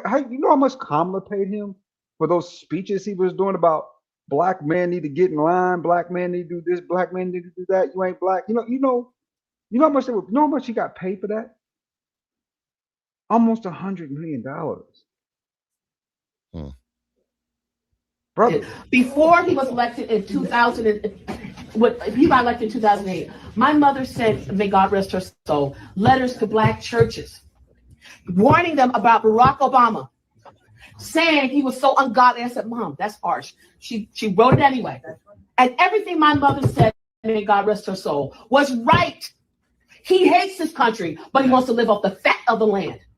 Like the founders of Black Lives Matter, they don't give a damn about black people. They didn't have to spend one dime to help build a black business. But these lesbians, they bought homes in predominantly white neighborhoods.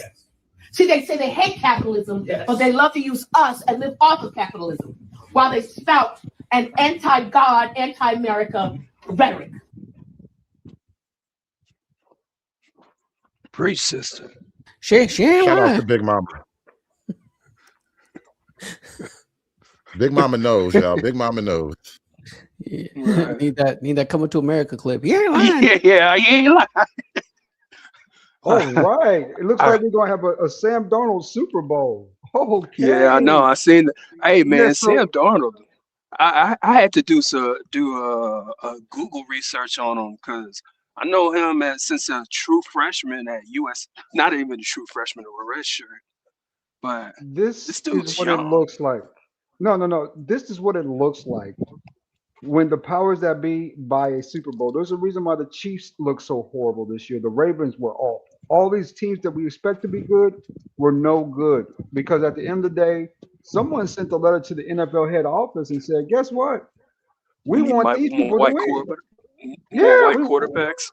Yeah, we want to make the NFL, college football, all the dynamics that lead America because it's a microcosm white again. What? So Sports. Yeah. See, a lot of people don't understand that sports is really, especially football, is America's favorite pastime in sports. So whoever's winning at that tends to, from a societal standard, get a push, right? A boost. So the dude before who was redhead, a ginger with the redhead freckles that looked like Sam Darnold, was kind of being, scoffed upon. He might get a boost from this, right? A little boost in society where he could find himself a nice little girlfriend and wife. Not because he's truly attractive, because he looks like Sam Darnold. That really does have an effect on people's brains. It's been proven psychologically.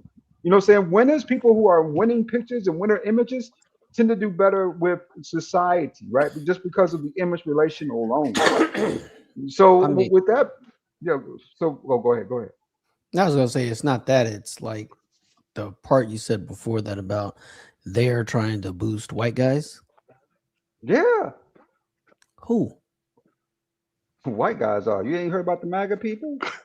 Did you not? You Is did, is is when is there a you? secret MAGA council in the NFL? Yes, I'm there curious. is. I'm curious about these Gentile whites, that are pushing for the whiteness. Think they have any power? Oh, they got a wake up call. Come believe it or not, they might get that here soon. But it was a few articles out this year, especially concerning the NFL. That see, I don't know if you guys even watch football. Bad Bunny, they don't want him up there at Super Bowl. And get No, and they people don't. for and guess what? Guess who Well, buy the not majority of only tickets? is he a Latino in support of the immigrant movement and all that, but he just vowed to wear a dress at the Super Bowl. Are you really mad at MAGA, bro? No, not at all. Not at all. Because guess who buys the majority of those tickets? White men buy the majority of those tickets to those games. White men are the ones who put up the promotion, who buy all that merchandise and gear. Those Jordans. People think black people just bought those Jordans up. No, no, no. We set the culture, but they were mostly sold to white kids. That's who really buys American merchandise. When it comes to sports, that's who really buys tickets when it comes to games. It ain't us, What it's them. what is your point though? Yes, Simple. there's 60% of the country. They're Of using course they're gonna buy all the yeah, tickets. yes, yes, yes, yes, yes. Mex- Because Mexicans spend a lot of money on season tickets. but brother, we talking about I think it was it 16, 17% of people from Mexican and South America watch American football, something like that. It's a small. I think there are more women than there are men who watch American football when it comes to More that. women? Well, that's the Really? thing, though. The Oh, football okay. thing Maybe is I is haven't pretty, done. I haven't largely a looked white at the male numbers. sport. So I for just the know from what I NFL to see. put Bad Bobby, whatever that guy's name is, and then for him to be like, "Yeah, we're gonna wear a dress," like you're shitting on your primary audience, which is a good reason. Like the sports going woke is pissing off their white male fan base, which is the biggest part of sports in America is the white male And fan base. and let's be this is hilarious, but Kendrick Lamar's obsession with Drake, which I never got why y'all have such an obsession with light skinned brothers. I have no idea why y'all like that, but somewhere in y'all head y'all think that we the biggest threat to y'all.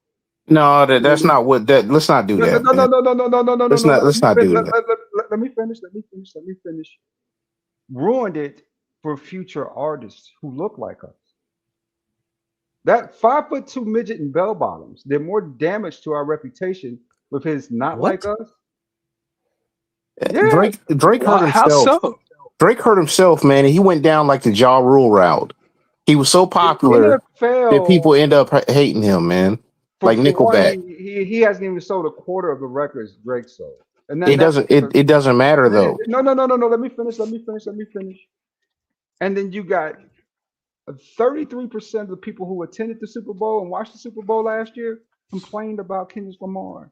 They didn't want to see that. Well, But yeah, yeah, because again, let me point something out to you.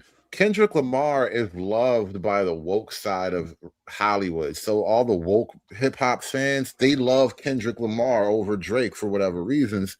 And when they chose Kendrick Lamar for the halftime show, it was basically like a pro-black halftime. It was woke music. Niggas not feeling this woke protesty shit. Hey, also, let's not act like it Drake wasn't is just some woke like protest. hip hop saint either. He's notorious for stealing people's stuff.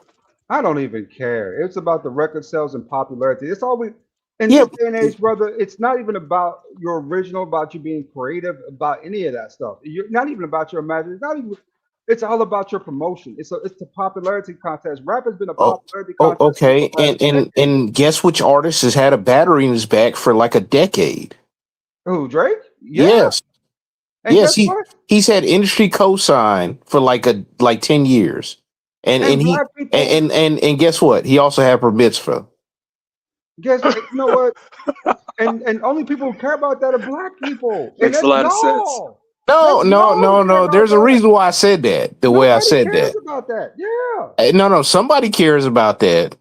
Nobody cares about that but y'all. No. Somebody cares about it. That's why certain people get elevated the way they do because of associations. So what y'all thinking is if y'all remove Drake, then all of a sudden y'all gonna get this promotion. He's been in y'all way. No. Then it goes to somebody else. Why is Sexy Red quote unquote popular? It's because she's shoved in your face. She's not actually an artist that somebody would gravitate to. Nobody's buying Let's her stop records this. either. The female rap game is dying off Yeah, for it. no, but it's these artists like her, Ice Spice. Like I can name a whole bunch others or whatever. Do you know, They're do pushed you on know you. how many albums Cardi B sold to her last? I think it was a few thousand.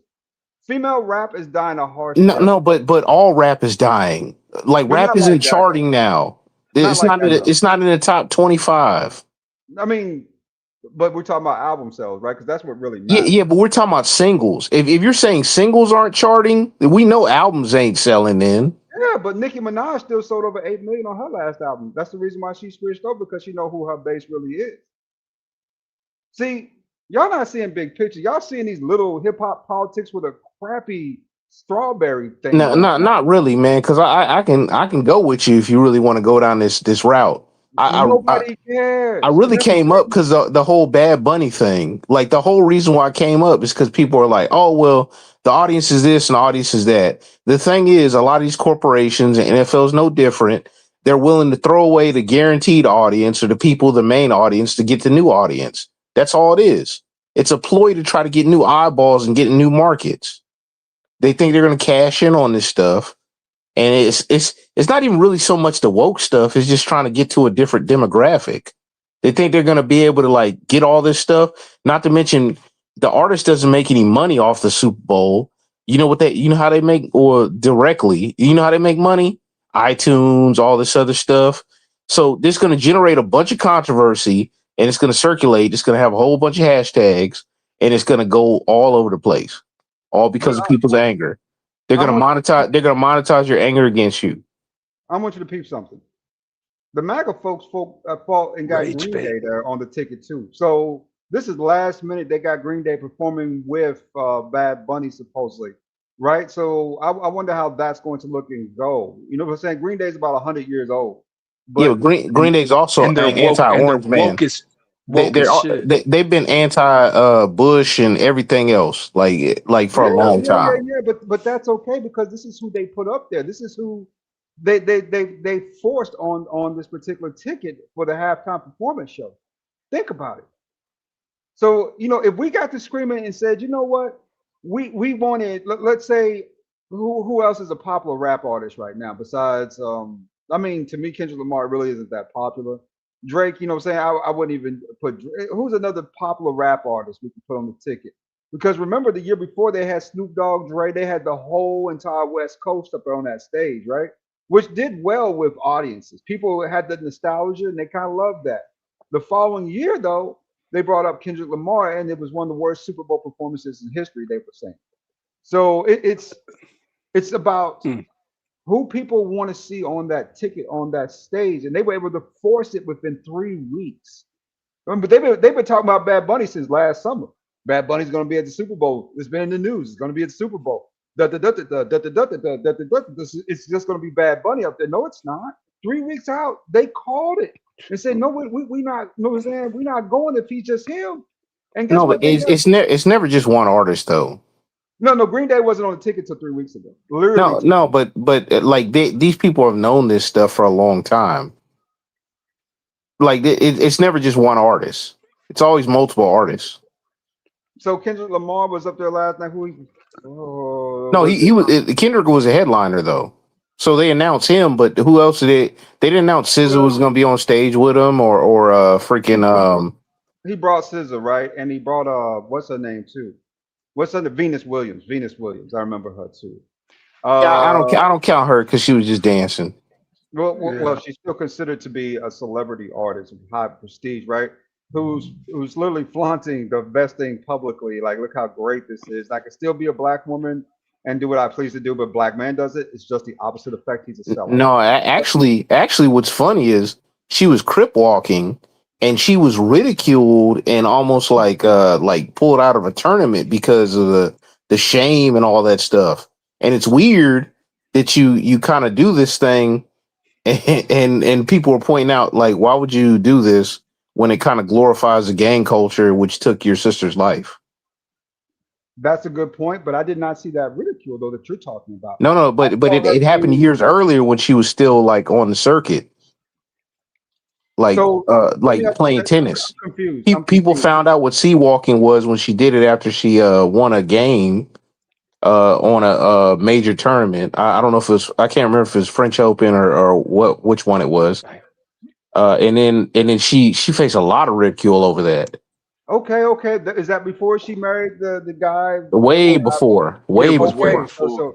so now you see the difference because when she got back up this last time, there was no ridicule. They No, but uplifted her and she's also not everything. mixed company So anymore when though. she got her white man, now now can't No, nobody tell her Exactly. nothing. she wasn't in mixed She company is being anymore. That's the thing. That's the elevated to a difference. whole new level. And then that no, that's what the divestiture was doing. Like, were you listening to a little piece of the conversation I put out there earlier when I said that black women have been trying to dump white black dudes for a long time, for years? You just could never get Yeah, away with it. I do remember that. That's piece of it. And you see the difference. Now she can crip walk and you niggas better not say nothing because you No, know that's not that. Like, no how no many no no people no were no no actually no. watching? That's exactly it. They had a counter performance of the Super Bowl. They had like freaking was it it was like the Daily Wire put together like a deal or whatever, and like several people were doing like counter signal stuff since a lot of people stopped watching the Super Bowl halftime show. You're Brother, not gonna make anybody happy, man.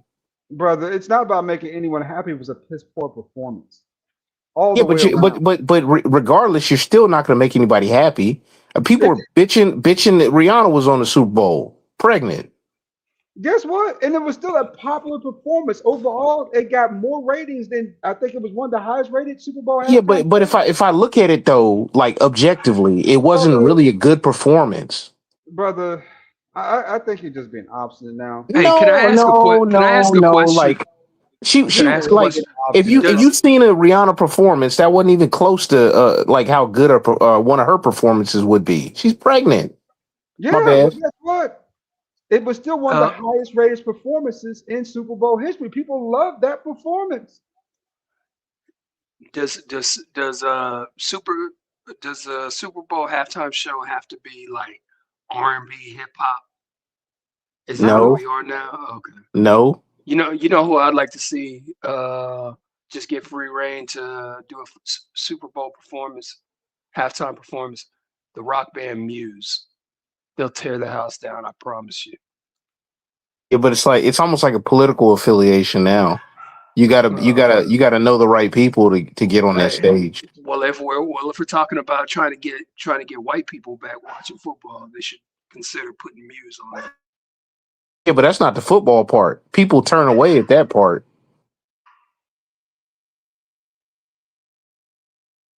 You know, I like to see up there at halftime.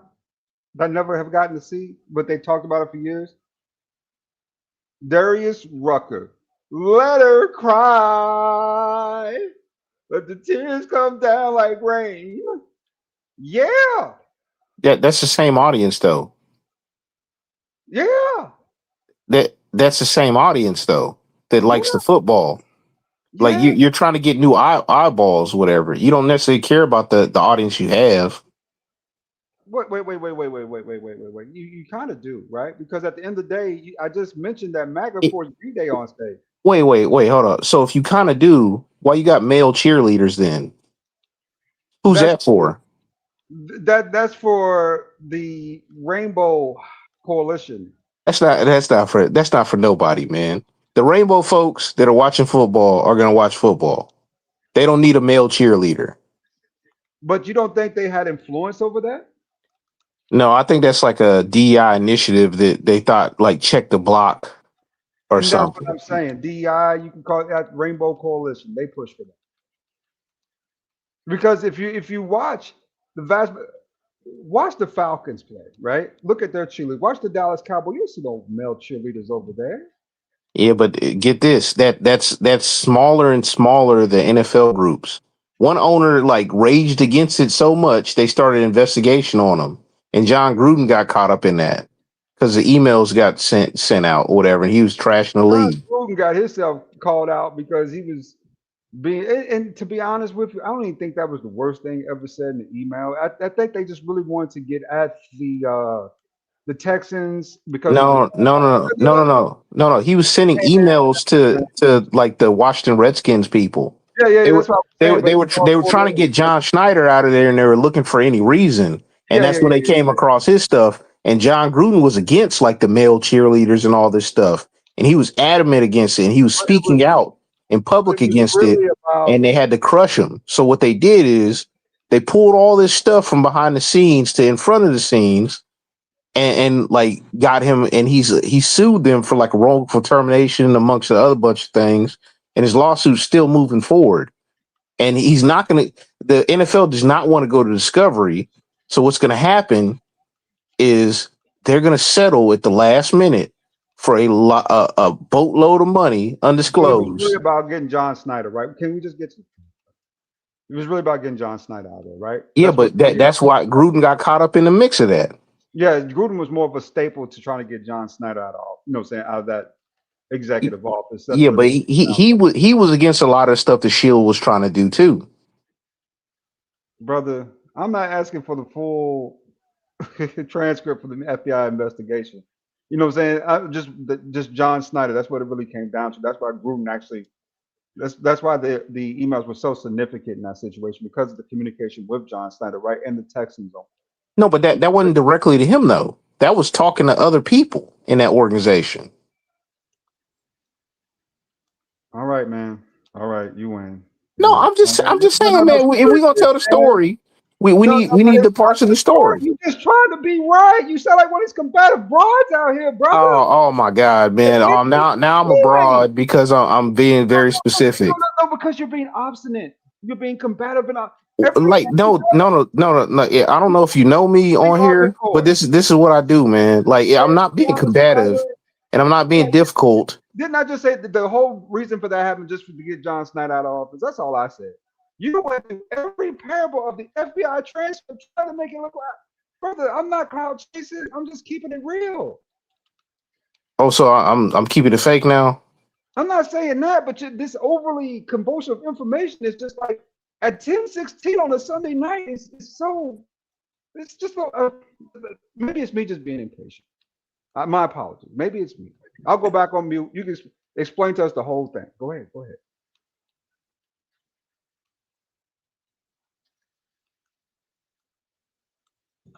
There you go. That's what I thought.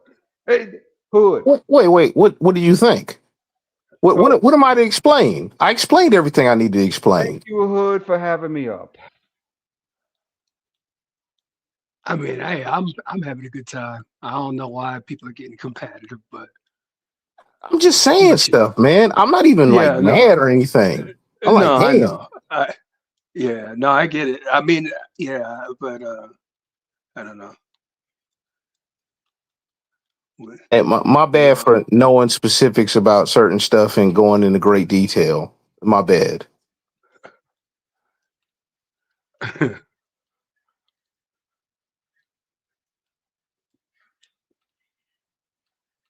Hey, my fault, man. How you been doing though, man? TR.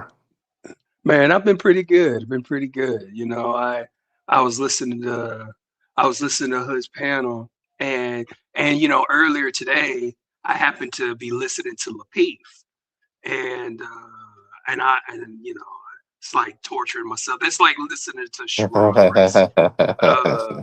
But you know, I was listening, and just because I want to see the temperature of the room, and what were they talking about? There's this chick on there named Pretty Intellectual. Oh It's yeah. like, you know, she's like the embodiment of the K and K and Kayla type shit, you know. And it's like it seems like a lot of dudes are getting impatient with her, you know, and they kind of just let her interrupt and just be a complete rude, loud and wrong liberal. I mean, it gets annoying, but eventually they kicked her off the panel, or maybe she dropped down herself. Oh, But did they? yeah, well, maybe she left her on her own. But these people, she's like super disrespectful. Oh, she's It's just very sure of crazy. herself. It's funny when she's wrong too. Yeah, yeah. I mean, when she's wrong, I mean, but it's like when she's wrong, the only thing that she can do is just continue to talk and then insult and then kind of just hit repeat and just repeat what she just said with an attitude and then say that everybody else is being triggered. So, I mean, at this point, I'm kind of glad that people ain't just listening to women anymore, catering to them, because it's been a very slow process. Like I remember in 2023, there were still plenty of people. I watched the transformation between places like DJ Ham or places like even like Lapeef, places to where where they're like, hold on a second, we as men are not getting any respect. So it's almost like you have to work a little harder at being patient with everybody because the women are just going to come at you especially whenever they get found out that they're wrong about something. They're going to try and make it seem like you're wrong. So it's like you call them out for being wrong. About 10 seconds later, they're going to figure out some way to say how you're wrong about something. And then you're like, what are you talking about? You're tripping. No, I'm not tripping. You're just getting triggered because you're wrong. And it's like they just can't handle criticism so bad. Man, I saw one of them joints like a week ago. Like I'll be watching the shorts, like because I can't sit up there and watch the whole thing. And Right. man, DJ Hamp, respect to him, man. He's very talented. How he calls it out. Mm-hmm. He's very talented how he calls it He out is. because it's He like is. it's almost disarming, and it's amazing to see in like you know what I'm saying, like on video or whatever, see him do this. And then Mm-hmm. man, it's just like he got them dead to rights, man, most of the time. And then Yeah. they be just like kind of mad. Like Yeah. the little chick to be on there, I Which guess one? The uh short-haired one. The nah the short-haired like she pro-black bitch. I thought she was Hispanic, man, but she's like what, Arabic or something like that. And he's like, you be always talking about like in your culture, like you're Mm-hmm. holding that over us or something. And then he like Mm. he pointed that out, man. I was like, damn. I remember one time he pointed out our good friend of the show, Josh. He called he called him out in a way where of course Josh is he is who he says he is. So it's like um you know Hamp being the Hebrew Israelite that he is, when you got Josh start talking that Old Testament stuff while claiming to be an atheist and stuff like that, it's like Hamp's like, wait, hold on, what you're talking about is this. And so I really appreciated that because at this time this is when Joshua had his goat where he was basically scaring the blacks, Yeah, trying to that was weird, man. it was so weird, man. That honestly looked like a kink to me. It's like I need these people to imagine me as this terrible white guy. And And then I'm it's gonna like the black women that kept on like entertaining it's like they yeah, were smiling and yeah. showing all their teeth. It was crazy, man. I'm They like, thought they thought they dang. struck gold. They thought they Sorry about struck that. gold. They I had don't to step realize away that for she's a being minute. played. Oh, No, I'm sorry. I had to step oh, away for a minute, y'all. oh. Okay, you missed then the then fireworks. then Josh came back to his channel. Yeah, I know. I know. Possibly is the one who got the indigent one taken down because he was the only one here. Yeah. Listen, thanks for holding it down for me for a minute. I had to go throw something in the oven real quick, but I need to put an end to this stream right now. We're gonna wrap this one up. You said I missed some fireworks?